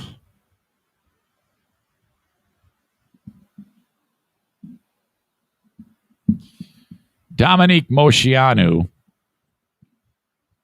is decorated Olympian. You probably remember her. I'm glad I'm able to hear from people like her. This is someone who did it. She competed in the 1996 games in Atlanta.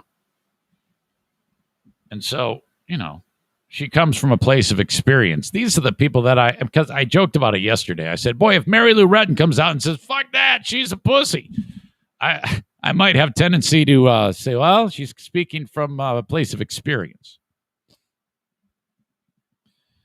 Moceanu participated in a time when, there was a lot, there's a lot bigger consequences if you went against the grain, Bella Caroli and all that shit. She responded to the backlash and illustrated why Biles, excuse me, my throat's killing me, was 100% correct in withdrawing from competition. It's a graphic video, but in the video, she writes, I was 14. I had a tibial stress fracture, left alone with no cervical spine exam after this fall. I competed in the Olympic floor final minutes later. The decision demonstrates that we have a say in our own health, a say I never felt I had as an Olympian. And I'm talking about specifically women's gymnastics, which when they say women, they're kids. They're usually, it's not uncommon to see a 13 or a 14-year-old who's got a body like the most unbelievable bodybuilder because she's been just working so hard through her adolescence. A lot of times with a danger to her reproductive health, a lot of these women go months without hitting their period when they're supposed to because of the way they train and their nutrition.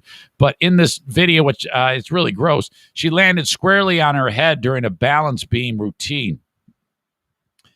And so her big thing is, this is complete bullshit that this happens.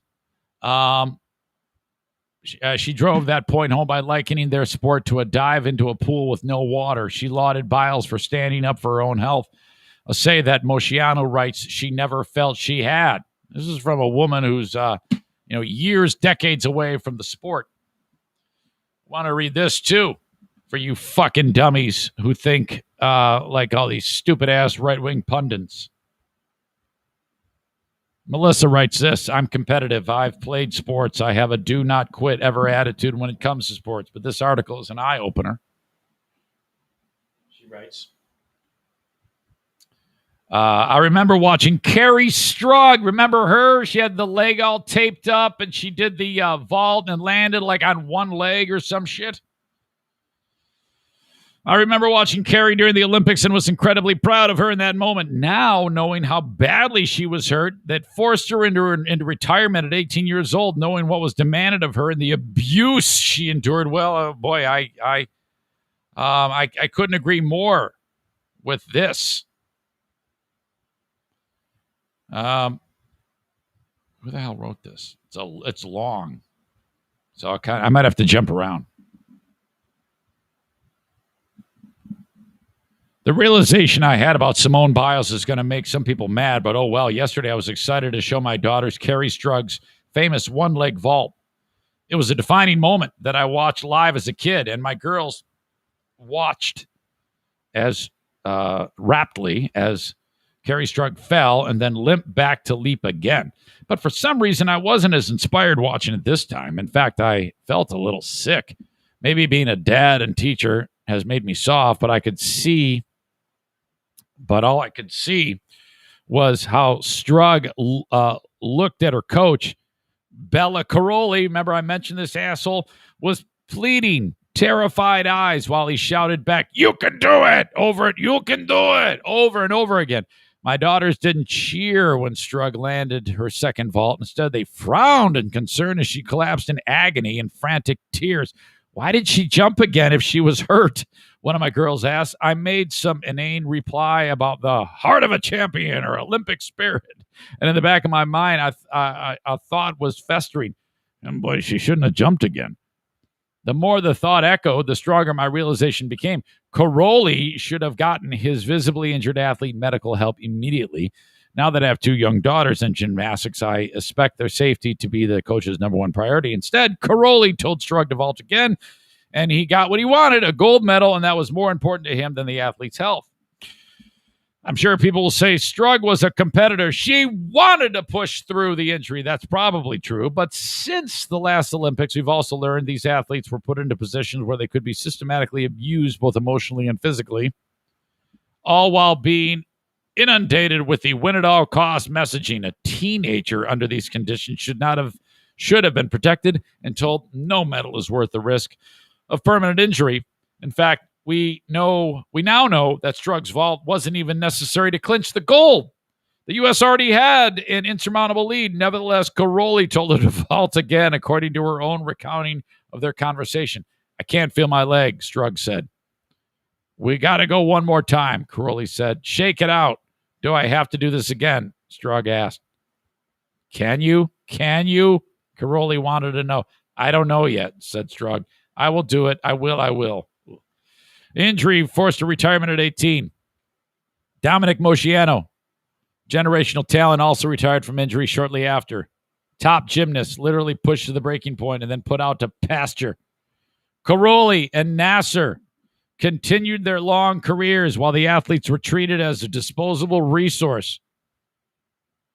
Today, Biles, the greatest gymnast of all time, chose to step back from the competition, citing concerns for mental health and physical health.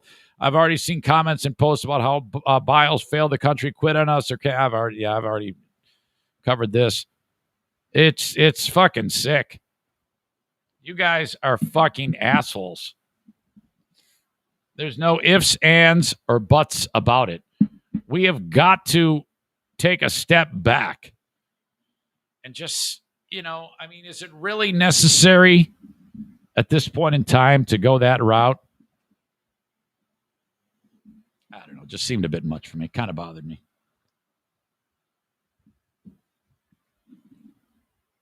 All right. That's that. Okay. I did a cameo. Was it yesterday? Or today or Monday? I did do a cameo Monday. Adam wanted me to say happy birthday to his coworker, Eric, who Eric was one of these guys who was telling everyone it's his birthday. So he reached out and he goes, dude, you've got to light into this guy. I did it live right here on the podcast. If you tell me you want me to do it live, I can do it live. And it's going to be the best damn thing. Everyone I do is now the new best thing that has ever happened to Cameo. Say what you want about me. There's no one better than me when it comes to Cameo. I can, with about 2 sentences of background, roast the shit out of anybody better than anybody else. And it's only $15.99. Cameo.com/Eric Zane, or on the Cameo app, search my name. Hire me to roast your friends for a birthday or whatever it may be, just because they deserve it. I don't give a shit. Well, that's what I excel at the most. I also can be very nice. Like I've had people say, I want you to say hello to someone, and I want you to know that they don't like swearing, and they don't even know who the hell you are. So just wish them a happy birthday. I do that. I've done these for kids too. Hey, you want to see the dogs? And I obviously keep it rated G or PG, whatever you want. My point is, hire me on the damn thing. It helps me. I've done 98 cameos in my life. They've all been great. Everyone's better than the last one. Everybody in Cameo sucks shit except me. Paul writes this about said cameo yesterday. That took me 4.5 minutes. Dude, if there was ever a reason for someone to hire you on Cameo, look no further than the one today for Eric, the birthday boy. It was the best. Again, he doesn't know Eric. He just watched it. or listen to it. It was the best. It dropped me in laughter. It was high energy. Here are the highlights. About halfway through the cameo, actually, it became Adam's birthday, where you wished him a happy birthday. That's the dude who hired me for Eric. Apparently, it switched mid-cameo. It did, however, quickly switch back to Eric's birthday, where you gave him advice on how to instantly get fired from his job and possibly have a lawsuit brought against him for fingering all the women at work to celebrate his birthday. He should be allowed to do this, you said. Now, I don't recall that. I am not kidding you. I do not remember saying that. Lastly, the cameo ends, but not like you think it would. There was a wrap-up of happy birthday excitement for the guy and best wishes, still with that same energy, but then you told him to go fuck himself. An ending like no other. An amazing birthday wish for a couple of people, advice like no other, and a sign-off not found by anyone who participates in performing cameos. He suggests that there is not anybody on Cameo that ends with telling people to go fuck themselves. Dude, priceless. I loved it. My family has hired you several times for Cameo. That will never stop because you just never know what you will get. It was great. Still laughing. Coop. Thank you, Paul. My point is, would you put me to work? Would you hire me for one of those? Quit screwing around.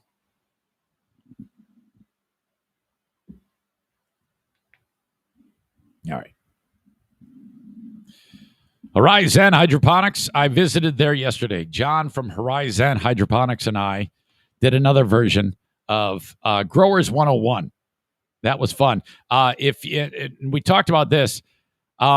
He has the big Grow Throw event going on, and the rumor was that thing's sold out Saturday.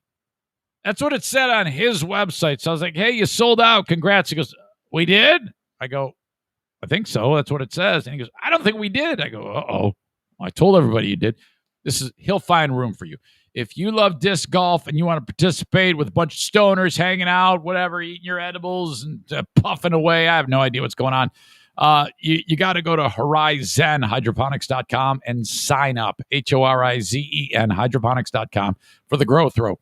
You have questions, there's a number right there. Call, you want to participate in the fun.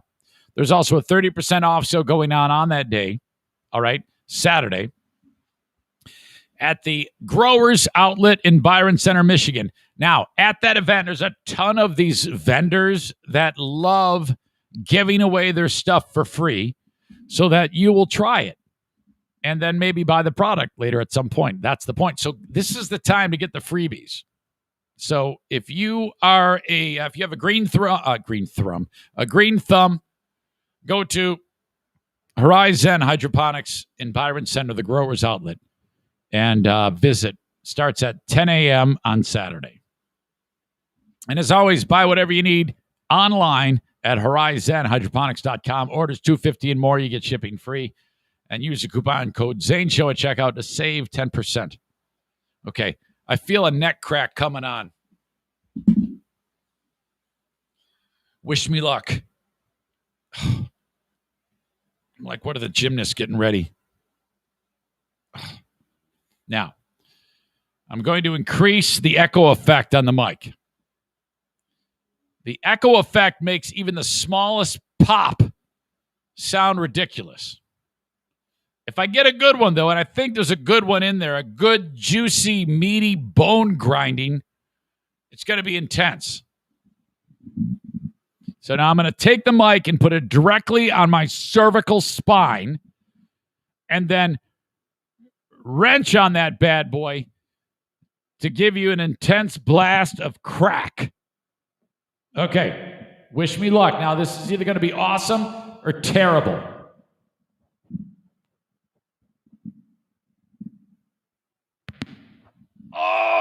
Oh, my God. Oh, I saw stars. Oh, boy.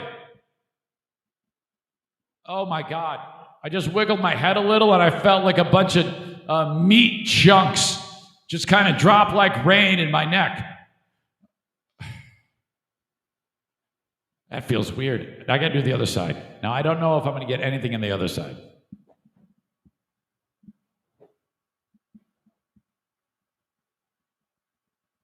A little bit. Oh, that was great. Wow. All right, is there any reaction?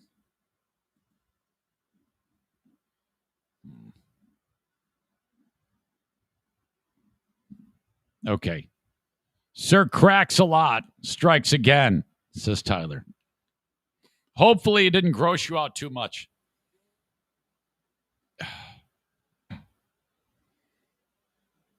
Jimmy says your head is going to fall off. I've got puke emoji from Brian. Nathan says, damn, dude, be careful. Easy snuff film. Dude, I've been doing that since I was 10. Megan says, I don't think you should see stars.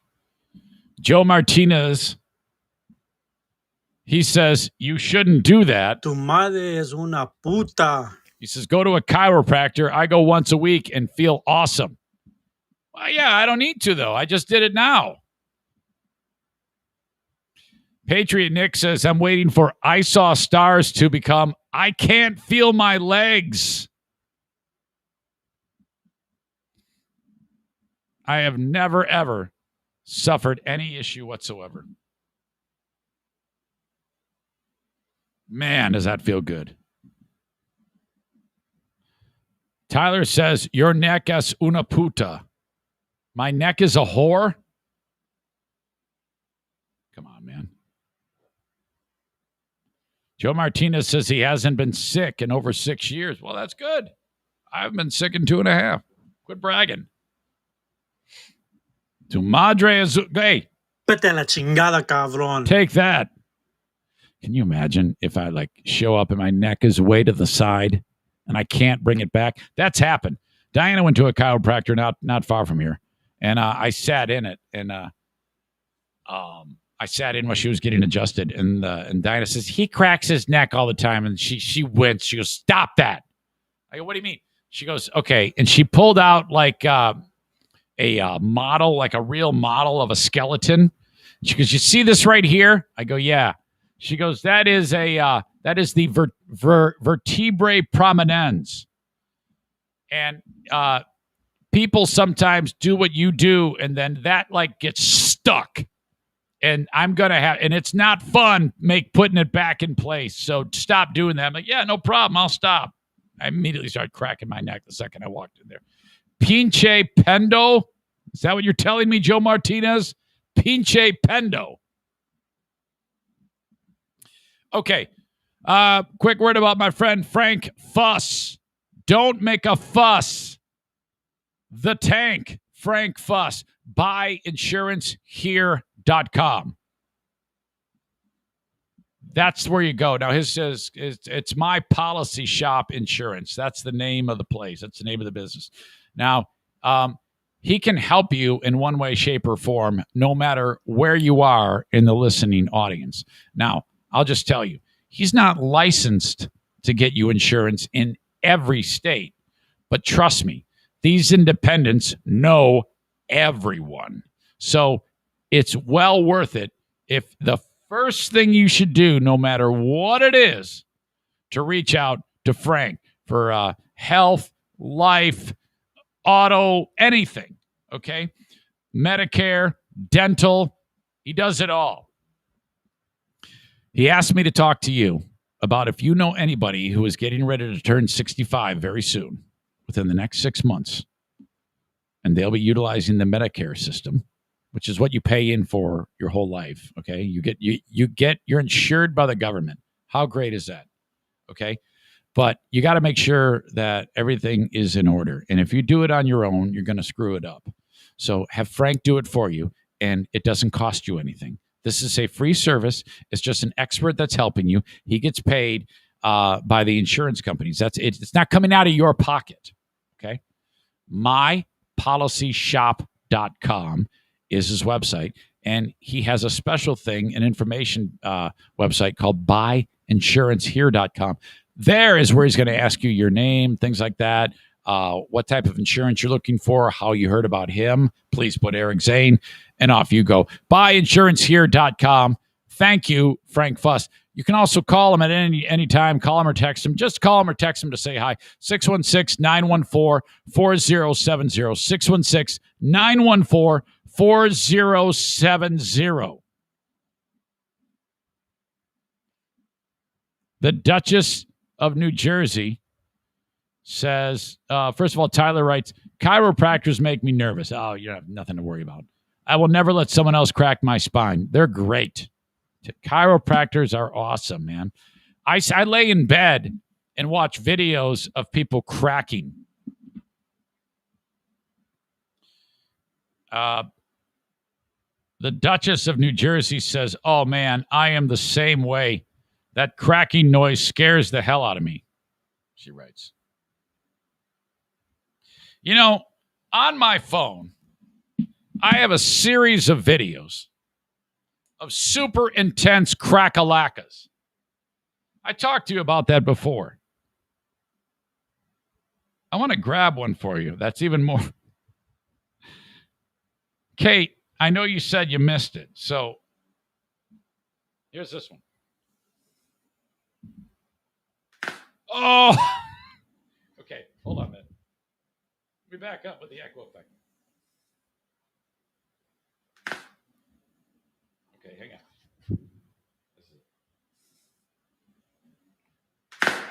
Oh, holy shit.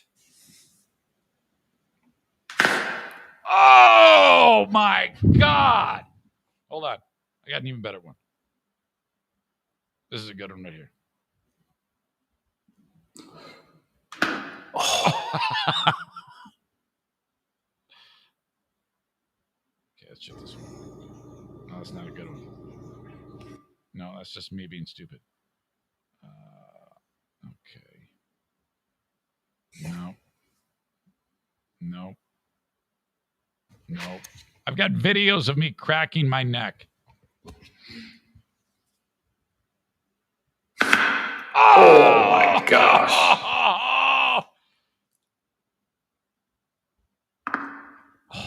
That first one, it's like I'm dead.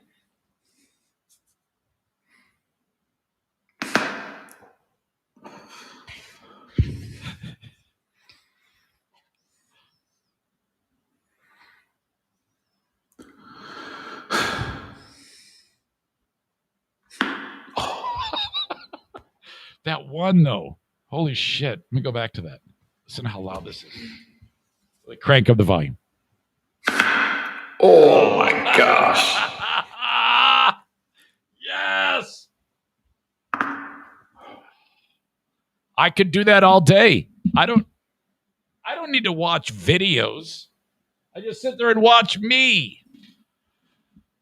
Really, that is it really makes me happy.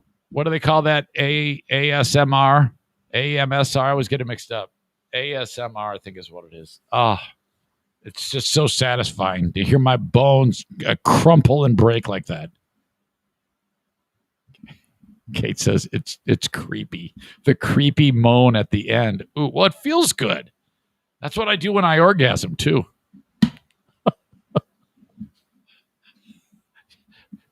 Jackie, you can never speak of this. Don't ever discuss that. I hope she doesn't listen. Sounds like pool balls hitting each other. It truly does. Kate says, Jesus, Eric. No, I don't. I'm more like a guy. Are you guys talkers or groaners?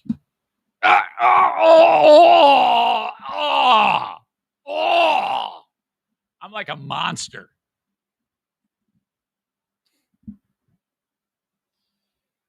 Oh, boy. You can tell I totally got senioritis now. All right, let me remind you, or I am reminding you that next week, Gary Owen is coming to town, and I can't stress enough, we got to help Big Dick Donnie with an infusion of cash, okay? Make plans for either Thursday, Friday, Saturday, or Sunday with Gary Owen. Hey, what do you say Zane's been talking about these comedy shows. They're everywhere with Back Alley Comedy Club. Let's get a few people and let's go see it and help Big Dick Donnie out. That would be awesome. Okay, Gary Owen live. Tickets start at $35, but you're going to have a great night of comedy with Gary Owen. Okay, that's not bad for several acts appearing. Gary Owen live, Back Alley Comedy Club in Muskegon on Thursday, Park Theater in Holland on Friday, Spectrum Lanes in Wyoming, Michigan on Saturday for 2 shows, and then Sunday at Billy's Lounge in Grand Rapids for 2 shows. Make plans for John Heffron and John Reap, Back Alley Comedy Club in the last week of October. Online at backalleycomedyclub.com. Find them on Facebook. Just search Back Alley Comedy Club or the audio or the link in the audio podcast. Oh, man, that fucking show's getting late. Here I am dicking around, cracking my damn neck. A lot of loss and illness yesterday. Let's start with the 2 people that didn't die that I will miss that I heard of. For my local hockey team, the one and only Grand Rapids Griffins that I work for. And, Dylan McElrath is now property of the Washington Capitals. He signed with them. He'll be playing hockey, no doubt, I would hope that he would make the NHL team, but he has spent considerable time in the American League. So I would assume he'd be playing for the Hershey Bears. And then our pal Joey Hicketts. First of all, before I get to Hicketts, McElrath, I mean, this guy, hockey has changed. Gone are the days with several goons on the team and the fighting like it used to, but it does still exist. And Dylan McElrath is the type of guy who just his presence on the ice means look out. Don't even try to take liberties with other players because he's going to smash your face in. And forget toughest guy in the American League. He's the toughest hockey player in the world. He will beat the shit out of anybody in the NHL and the AHL. He's that devastating of a puncher. He's as big as a house, and he can also play. And God forbid if you have your head down through the middle. This guy is going to lay you out, and he can score too. But a defenseman, and so he is gone. That's a bummer for the Griffins. Steve Yzerman cleaning house. I trust Yzerman. He knows what the fuck he's doing. So Dylan moves on. Also moving on, breaking my heart, Joey Hicketts. I remember where I was when it says he's 5'8", but I think he's 5'7" or shorter. When I was standing, I was doing my thing, not standing, seated there doing PA for the Griffins and getting ready to they're getting ready to do a face-off, and he's lined up where he lines up. This is not center ice. This is off the dot, off the on the side. And he's skating around, and I've never spoken to the guy or anything. And he sees me, and he smiles and like nods, and he just seemed friendly. I was like, well, that seems like a nice guy. Holy shit. And then I kept my eye on him, and he does that to fans throughout the game. He lines up for the face-off, getting ready, and he makes eye contact with fans, and he smiles at them, or he'll like wink at a fan or something like that. Well, look at this guy. He's just fucking communicating with people during the game. So it wasn't long before we kind of hit it off, and he's been just a great friend for a long time. He's been on the show many times, and the story about Joey Hicketts, how he came to be, was, and I heard this from a guy named Yuri Fisher, who you might recall had a heart attack on the bench for the Red Wings back in the day as a defenseman, and they had to give life-saving CPR. He almost died right there. They brought him back, immediately he's never played hockey again, but he's a scout.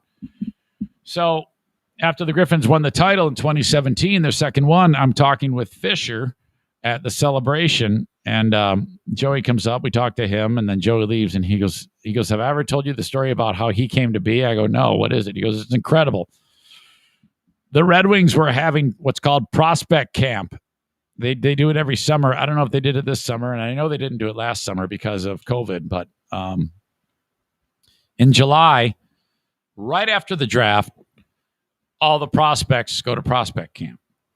And so they do that in Traverse City, Michigan, where a lot of the draft picks then go on to play either college hockey or junior hockey, 19 and under. And so they get drafted. Some get drafted right out of high school. Some go to college. But the point of that is all these prospects show up for a tournament. First, they practice, have a little camp for a few days, and then there's a tournament. And usually a couple other teams send players up there, Blackhawks or the Islanders or usually the Penguins send teams up there. So you got 4 squads, and they have a tournament, prospect tournament. And it's awesome. It's very fan-friendly. People go and spend an entire weekend meeting the prospects, watching them play, and all these guys are years away from the NHL, but it's great because then you get a firsthand interaction with players and the coaches and Steve Yzerman, the general managers. You can interact with them. They have like tables set up. It's awesome. If you're really into hockey, I highly recommend you making the accommodations to go to prospect camp because you get kind of the future of the NHL. These are all likely going to be players either in the American League or the National League. Some might peter out and not, but that's the point. So they all meet up there years ago for prospect camp, and they're short a defenseman. And all the coaches and the scouts are there. They go, we need another defenseman for the squad. And it's up to Fisher to get a defenseman in there, and they have to send invites. And not everybody gets an invite. Hickett's he's not drafted. He was not drafted in any way. So he has no team. But he's made his way through hockey, and he's a free agent. So the Red Wings need a defenseman for the camp, and Fisher is told, hey, we have, he reaches out to various agents, and one agent in particular says, I've got a guy here, but he's far away, and I can get him to you, but it's going to be expensive because he's in kind of like a off the beaten path town called Kamloops, British Columbia, which is way the fuck west and north. And at the time, Ken Holland is the general manager, and believe it or not, they do look at checks and balances and cost in getting people to the camp. And this is before anybody's even arrived, and Holland says, do we have that defenseman? We need a defenseman. And Fisher says, I got a guy. He's on the way. And then he's looking at the players, and it says so-and-so name, 6'1", 215, defenseman, forward, cost to get them to the camp. And they read Joe Hickett's 5'7", 180 defenseman, $2,600. And you wait a minute. What is this? Everybody else is like $600 to get here. Who is this? Oh yeah, you said you needed a defenseman. He goes, well, he better be fucking Bobby Orr. If it's costing us $2,600, you'd think, but the Red Wings, they shouldn't be bitching about it. Well, no, they do. There's an accountant there, a bean counter with Ken Holland at the time. It was a GM. What the fuck is this? We bring it in. He's 5'7". You brought me fucking Rudy to camp. What are you doing? And he goes, hey, so I trust so-and-so, the agent. He swears to God this dude is a high motor player. You're going to love him. Well, you're going to have another heart attack right here when I punch you in the throat, motherfucker, because he's the highest cost. They got people coming. They got Anthony Mantha and Tyler Bertuzzi and all these high-end prospects are coming in for $400 to get to the camp. And Hickett's is a $2,600 price tag. Holy shit! And so they get him there, and well, he wins hearts. He wins hearts, and holy shit, my God, Joey Hicketts earns a spot on the team after an unbelievable performance at whatever age he was, 17, 18 years old at the time. And he went on to have a terrific career with the Griffins and the Red Wings. And I was sad to hear yesterday that is not happening now, that they have cut him loose. And he has been signed by the Minnesota Wild to a 2-way contract. Not bad work if you can get it, because every game, he's making $750,000 with the Wild, and if he happens to be playing for the Iowa Wild, it's considerably less, but it's a $300,000 a year gig, so not bad at all. He's probably sleeping, but I'm gonna try to wake him up.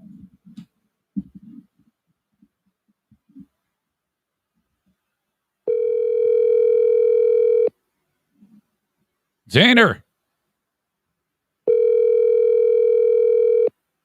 There's no way he's up.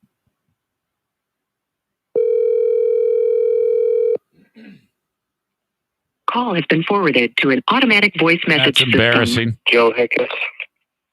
Is not available. Should have known. I think it's like 7 o'clock in the morning there. Either that or he's just like, oh no, it's him. Probably that. And then the hits kept coming. Bob Odenkirk, heart attack. Well, they haven't said heart attack, but it sounded like a heart attack to me. Saul from Better Call Saul. Dude, seriously, this is like my favorite actor. And he collapsed on the set of the show. Better Call Saul. He collapsed on this, is in stable condition after experiencing a heart-related incident that caused him to collapse. Odenkirk was shooting Better Call Saul in New Mexico. TMZ first reported it. In a statement, the Odenkirks thanked the medical staff looking after the actor as well as fans for their outpouring of support. Show is currently in production for its 6th season. I cannot believe that. I have watched every single season of that, and I would have told you it's been out for 3 seasons. It is a prequel, of course, to the crime series Breaking Bad, and dare I say it's better. It is better than Breaking Bad. If you've ever heard me rave about Breaking Bad, yes, you need to watch that. Just fast forward every time fucking Marie or Skyler talks. Well, for sure Marie, but maybe not Skyler. But I cannot stand Skyler. And then the character, Saul Goodman. Oh, my God.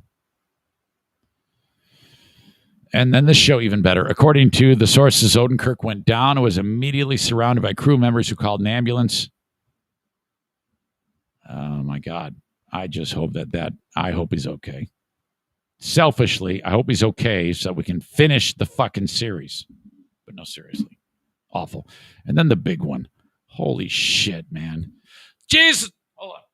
Jesus just left Chicago and is bound for New Orleans. Dum, dum, dum, dum, dum, dum, dum.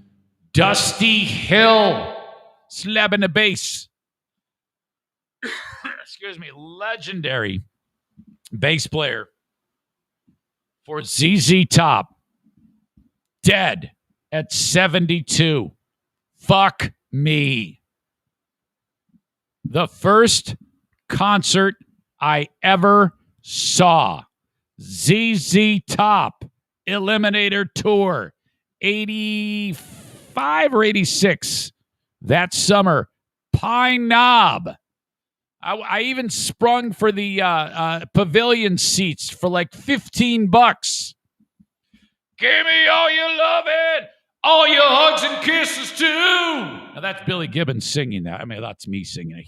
He sings most of the songs, but actually Dusty Hill was pretty prominent in a lot of the harmonizing vocals and just laying down the thunder night after night. Dusty Hill, holy shit. When you're a three-piece band, you don't have a lot of wiggle room when guys croak. Heard It on the X, one of their best. Yeah, he sings that, doesn't he? He sings on Heard It on the X. Isn't that right, Dean? I heard it, I heard it, I heard it on the X. Derek says you're going to keep touring, though. Yeah, one of their guitar techs is like an awesome bass player. And actually, he has filled in when Dusty couldn't play before. So, I mean, that band is loaded with character. Frank Beard, one of the most underrated drummers there ever has been. And even if you're just a casual fan, if all you know is like, fuzzy guitars and Back to the Future, but if you're a fan of music and a damn good documentary, you know that I tend to really get behind my documentaries and give them a strong push. Okay. But the documentary, Little Old Band, ZZ Top, Little Old Band from Texas, is on Netflix. You got to watch this thing.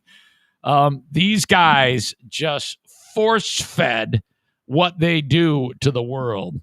And because they weren't a blues band, they weren't a rock band, they weren't a country band, they're ZZ Top.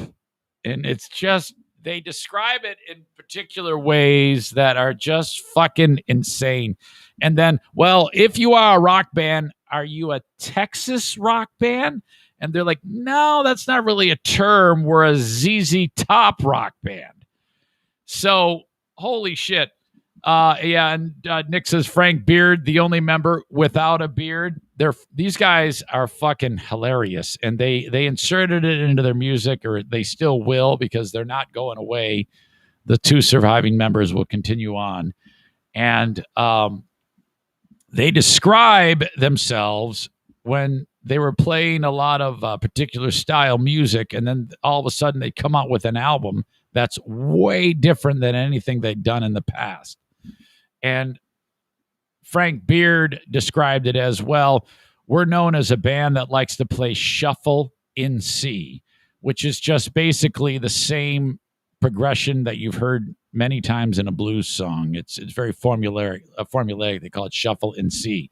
And there's an example of shuffle in C by them in the documentary. It's just that boom, boom, boom, boom, boom, boom, boom, boom, boom, boom, or whatever it is. I don't know. And they said that they didn't want to ever just be the band that continues. If we don't change, we're just going to be 75 years old playing shuffle in C. So if you were to go back to this band's body of work, there's really drastic changes. Like Eliminator was much different than El Loco, and El Loco was much different than what they did, what they put together on like Fandango, which was I think that was the live one. And then DeGuello and oh my God, Rio Grande. If you were to compare like Rio Grande Mud or their first ZZ Top's first album to what they do now, holy shit, it's just way, way different. And that's what they were always comfortable doing is throwing new shit out there. And that's the sign of a great band, The Beatles did that shit, man, where they went from being a fucking boy band in 1963, 1964 to be in this really heady type of artsy, incredible things that they would put out. So that's like my thing about ZZ Top. It's why I've always loved those guys. And so gone. 72 years old. He died in his sleep. Johnny died one night, died in his bed. Bottle of whiskey, sleeping tablet by his head. Johnny's life passed him by like a warm summer day. If you listen to Dusty died one night, died in his bed. Bottle of whiskey, sleeping tablets by his head. Dusty died one night. If you listen to the wind, you can still hear him play. Don't you know Don't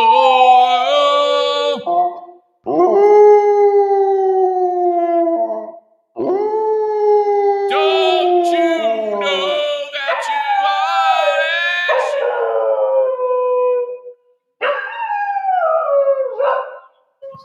Well, I was rolling down a road in some cold blue steel. I had a blues band in the back and a beautician at the wheel.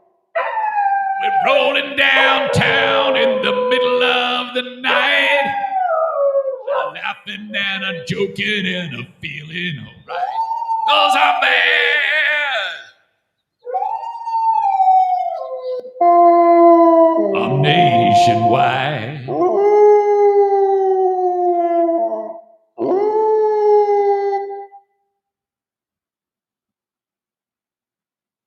Dennis says Tony Gates has a great ZZ Top story. You should ask him about it. No thanks. That guy is a fucking handful. And I'm sure he's told the story about 300 times, and it's gotten longer each time because he's 94 years old. Fuck that guy.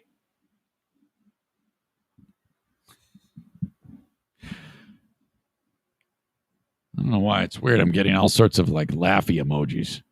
It's almost like there was something stupid happening in the background when I was trying to sing.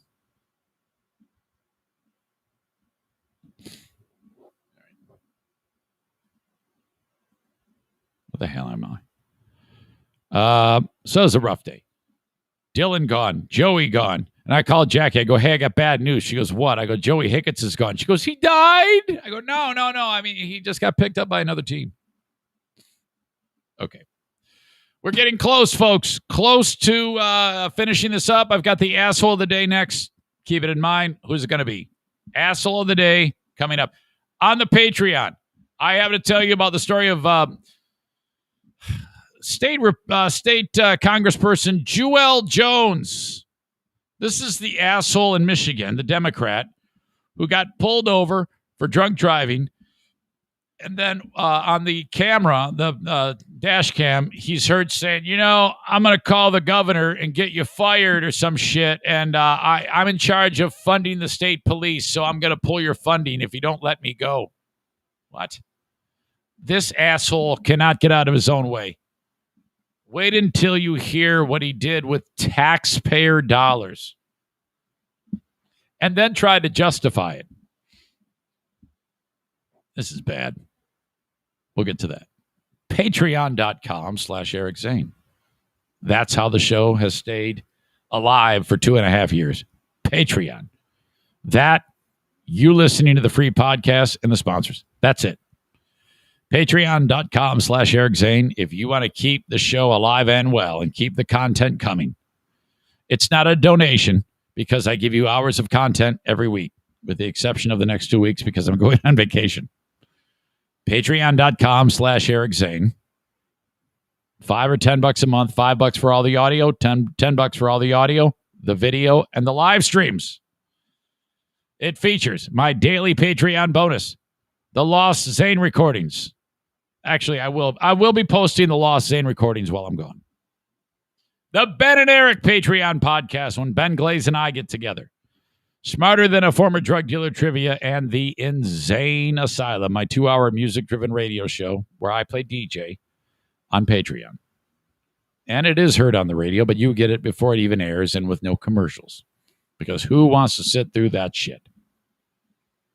Patreon.com/Eric Zane. I recommend the Eric Zane probation plan, where you go there, patreon.com/Eric Zane. You sign up for $5 or $10 a month. And then you wait and listen and see how you like it. You'll know right away if it's for you. If it sucks, cancel it, please. And then you're only out $5 or $10. No big deal. And then you get it for the rest of that month. If you like it, though, you let it ride. Or you have the option to convert it to a yearly subscription. And I'll save you 10% when you commit to the year. So a little bit of savings there for you. What was $60 is now $54. What was $120 for a year is $108. That's how we keep the lights on in the Eric Zane Show podcast household. Thank you. Okay, be thinking of the asshole of the day. It's coming up next. TC Paintball. When I get back from vacation, we're going to be looking forward to August 29th. That's a Sunday. Paintball War 15, the unnamed war. I want to see you there. Reach out to me. Shoot me with paintballs. It's regularly $48 for this adventure. It's $35 if you're at this event. Okay? $35 if you're at this event. You get the paint, you get the gun, you get the mask. Free pizza party from BC Pizza on Lake Michigan Drive in Grand Rapids beforehand. Check them out if you want a pizza. And there you go. Let me know that you're coming. RSVP, please. We have potential to have 30 because I just heard from Gabe the Honduran, who just got back from Honduras, and he mistakenly left his Eric Zane Show podcast t-shirt there. And so his brother, who doesn't even know who the fuck I am, he just did FaceTime with Gabe or whatever it was. On the not FaceTime, is it FaceTime on the iPhone? Whatever. And he took a screenshot of him, and he's wearing the kid's wearing a Eric Zane Show podcast T-shirt and like a fucking sombrero or some shit. Anyway, Gabe and his posse of Hondurans or whatever are going to be part of that group, so we can play a round of border war with Gabe and the Hondurans. We did the border war before, so we'll have to do that again. It'll be like everybody will dress up as like ICE, and then, we go after Gabe and his posse. Okay? That is so racist. That is some hardcore racist shit right there. Okay? That is a racist joke. Absolutely. And you're fine with it. I know you are, because it's just me being an asshole. So if someone says, has Eric Zane ever said racist jokes? You need to answer them, yes, he has. And it's okay, because we're all friends. So if anybody has a problem with that, go fuck yourself. All right. So there you go. TC Paintball, online at tcpaintballgr.com.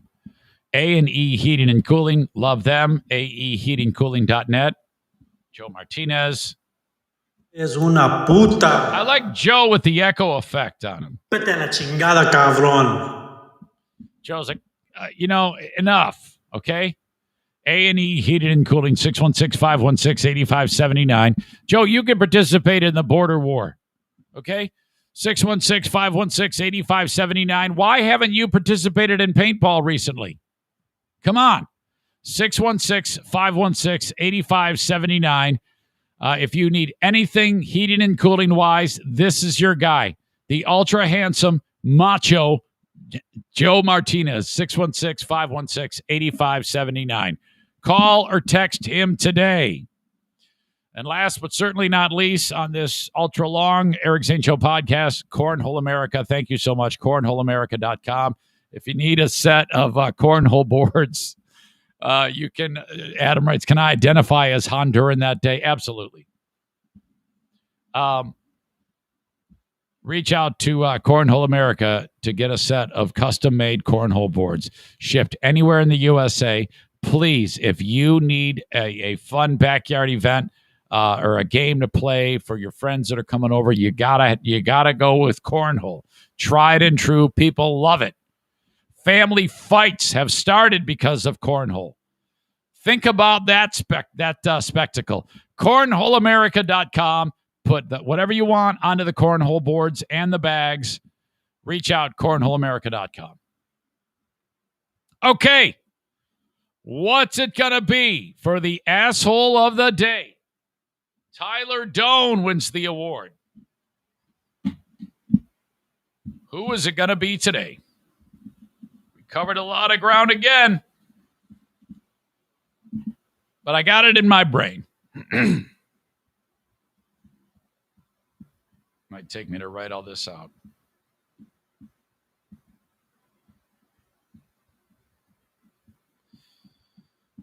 Congratulations to conservative talk show hosts Clay Travis and Buck Sexton. And all of those crazy sons of bitch assholes who take a run at the 20-year-old rape victim who says, I don't feel like participating because I don't feel good, and try to indict her and hold her again for that. Hold that against her, I should say. I don't know what the fuck I just said. Dirk says, you for driving me crazy with that howling. Tio says, chiropractors. Chris nailed it with those two douches that fill in for Rush. Okay.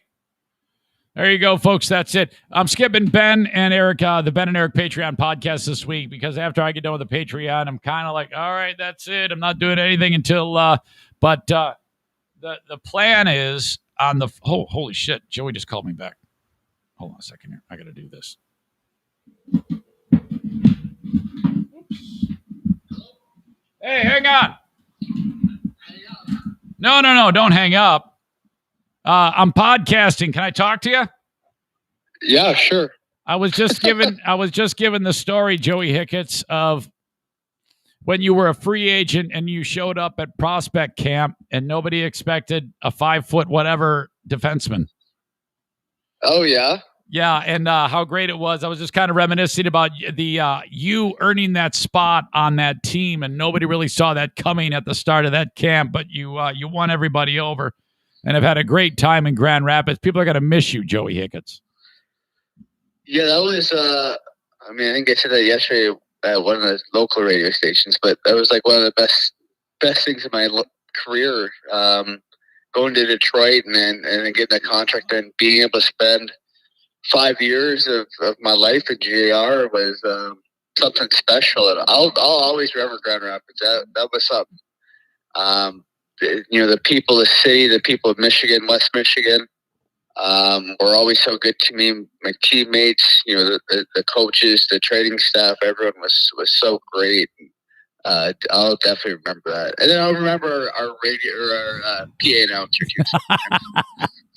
One of my favorite things, Joey, was I was talking to your mother about this, and I think your grandmother even weighed in about you tend to be a little bit nosy. Does that fit in your world? Because whenever the ice would get messed up, you would always kind of hover over it to see how the ice crew would be maintaining it.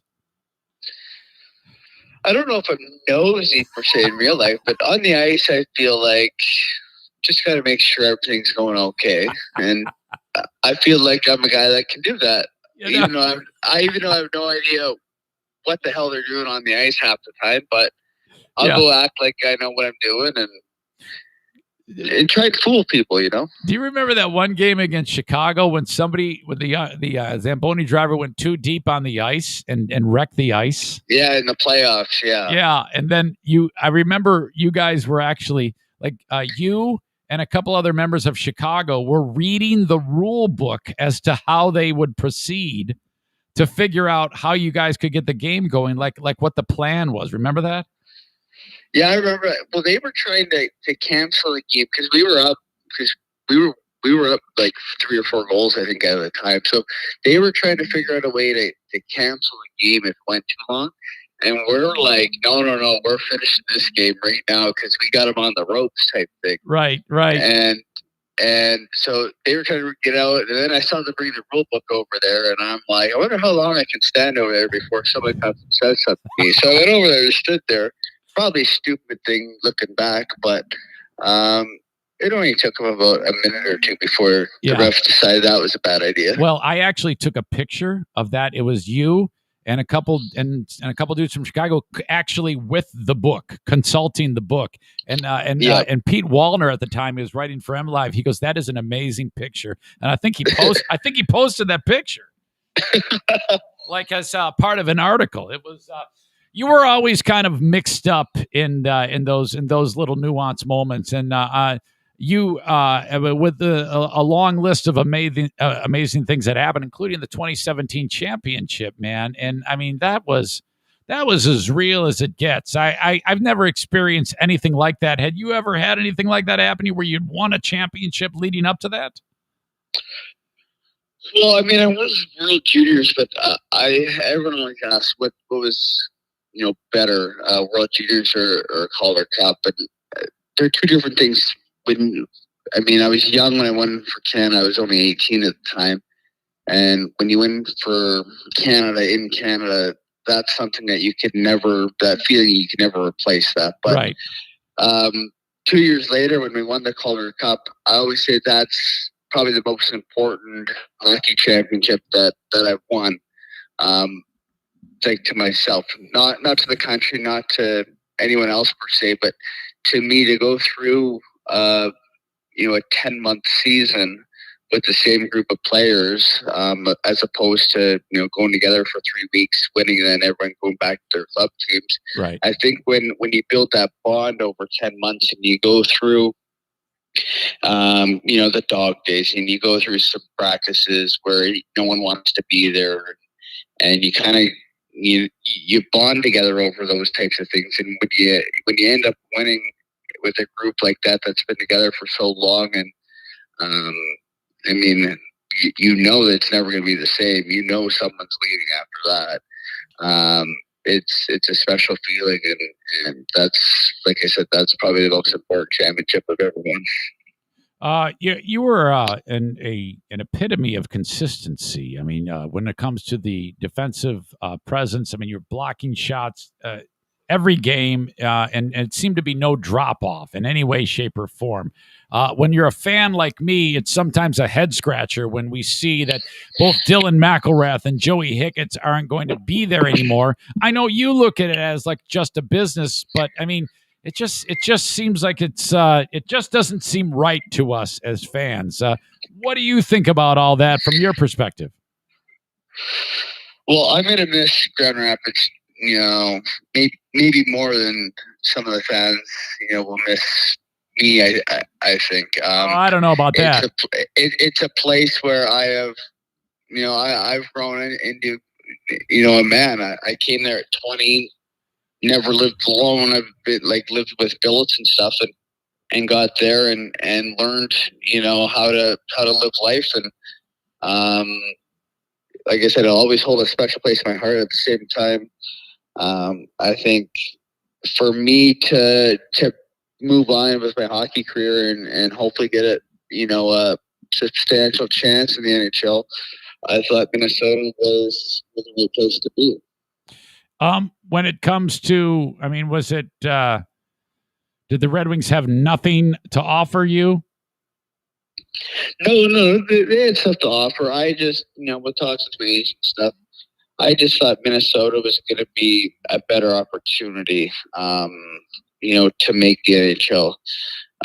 Detroit, I mean, they're in a rebuild. They're looking to push young guys in with older veteran guys to kind of show them the way. And I think I may have just got lost in the shuffle there. So maybe going to a team that's more in contention right now, looking for someone to fill in, kind of a middle bottom pair D man. I think a team like Minnesota fits that pretty well. One of the things that stood out to me when you played for the Griffins was, and I talked about this earlier in the podcast, when I was like, oh man, holy crap. I remember when I first had the first interaction I had with him, we hadn't spoken. You kind of just looked at me and like gave me a nod on a face-off, which happened quite a bit between us over the years. Oh shit, there's Joey, and you do that with fans too. You have a lot of communication with fans while you are actually like lining up for a face-off. You've been doing that your entire career, right? Yeah, I mean, if we're not going to have fun out there, there's no point in being there. If we don't love what we're doing, might as well not do it. So, right. I've always loved kind of doing those little interactions, whether it's just a nod before a face-off, skating around before the period starts, that type of thing. I think it's important to show one that we're human, that we're going to have fun, but two, these are supporters. These are people that take time and money out of their day and to come watch us. And you want to put on a show, but you also want to show how much we appreciate what their support means to us as well. January 7, if by chance, by some strange coincidence, because there's no doubt you're going to be spending all of your time with the Minnesota Wild because we know you're an NHL player. But if by chance you happen to be with the Iowa Wild, the Iowa Wild are in Grand Rapids on January 7th. I am looking at the schedule. I don't know. That would be very, very weird to me to see you in another uniform. That's going to be just the oddest thing, Joey. I think it'll be odd for me. It's something that you don't think's going to happen until it happens, and that game especially. I'm hoping that I'm in Minnesota for that one. That it would be a very emotional time, kind of looking around and remembering all the good times that have happened in that building. And then knowing everyone, well, I guess I got Turgeon now. He came to Minnesota too. If you could believe that. Wait a minute. I didn't know we lost Turgeon. You there? Yeah, I'm here. I didn't know. Yeah, so I didn't know we lost Turgeon that would too. Be a weird time coming back. I had no idea that we lost Turgeon. Yeah, he signed in Minnesota yesterday too. I didn't know that. Fuck. One after the man, I tell you, the hits keep on coming. I knew about Mac, I knew about you, and now Turgeon. Anybody else that I should know about now that hasn't been talked about? Not that I know of yet. Shit. That's rough. Well, you know how it is. That's the business, and it's unfortunate for fans, but at the end of the day, I guess they know what they're doing. Well, yeah, I mean, it's tough for the fans, but I think they got to respect everyone's choice. Not saying that's the right or wrong thing to do, but I just think, in a guy like me and Turgeon's shoes, I guess, when a mini, I think we just saw that there's more opportunity there. Things have maybe got not necessarily stale, but a fresh start is never a bad thing. Yeah. And, looking forward to it. And now at least we know someone going to the same organization again. You guys are going to do great. I know that. I'm just, we're just bummed, and I'm glad I was able to get you on here. Sorry I called so early, but what happened was I kind of just got on the topic of you and just started talking about how you earned that spot way back at Prospect Camp when Yuri Fisher brought you in, and you were the most expensive plane ticket to get there. That was one of my favorite stories. Well, I tell you what, this is a bummer, but it's not goodbye. I mean, we'll have you back on and in here. You're a longtime friend of the show, and even more so than that. So, I wish you nothing but success and good luck blocking shots for the Wild. All right. Well, thanks, Zane. It was nice talking to you. Always a pleasure, Joey. Yep, I had fun. Thank you. All right, buddy. Thank you. Yeah. There you go. See ya. See Bye. ya. Wow. Fuck, man, that's bittersweet. I think Big Head Todd and the Monsters said it best when they said it's bittersweet, more sweet it's bittersweet, more sweet than bitter, bitter than sweet. It's bittersweet, more bitter, sweeter than bitter, bitter than sweet. What? Knock it off.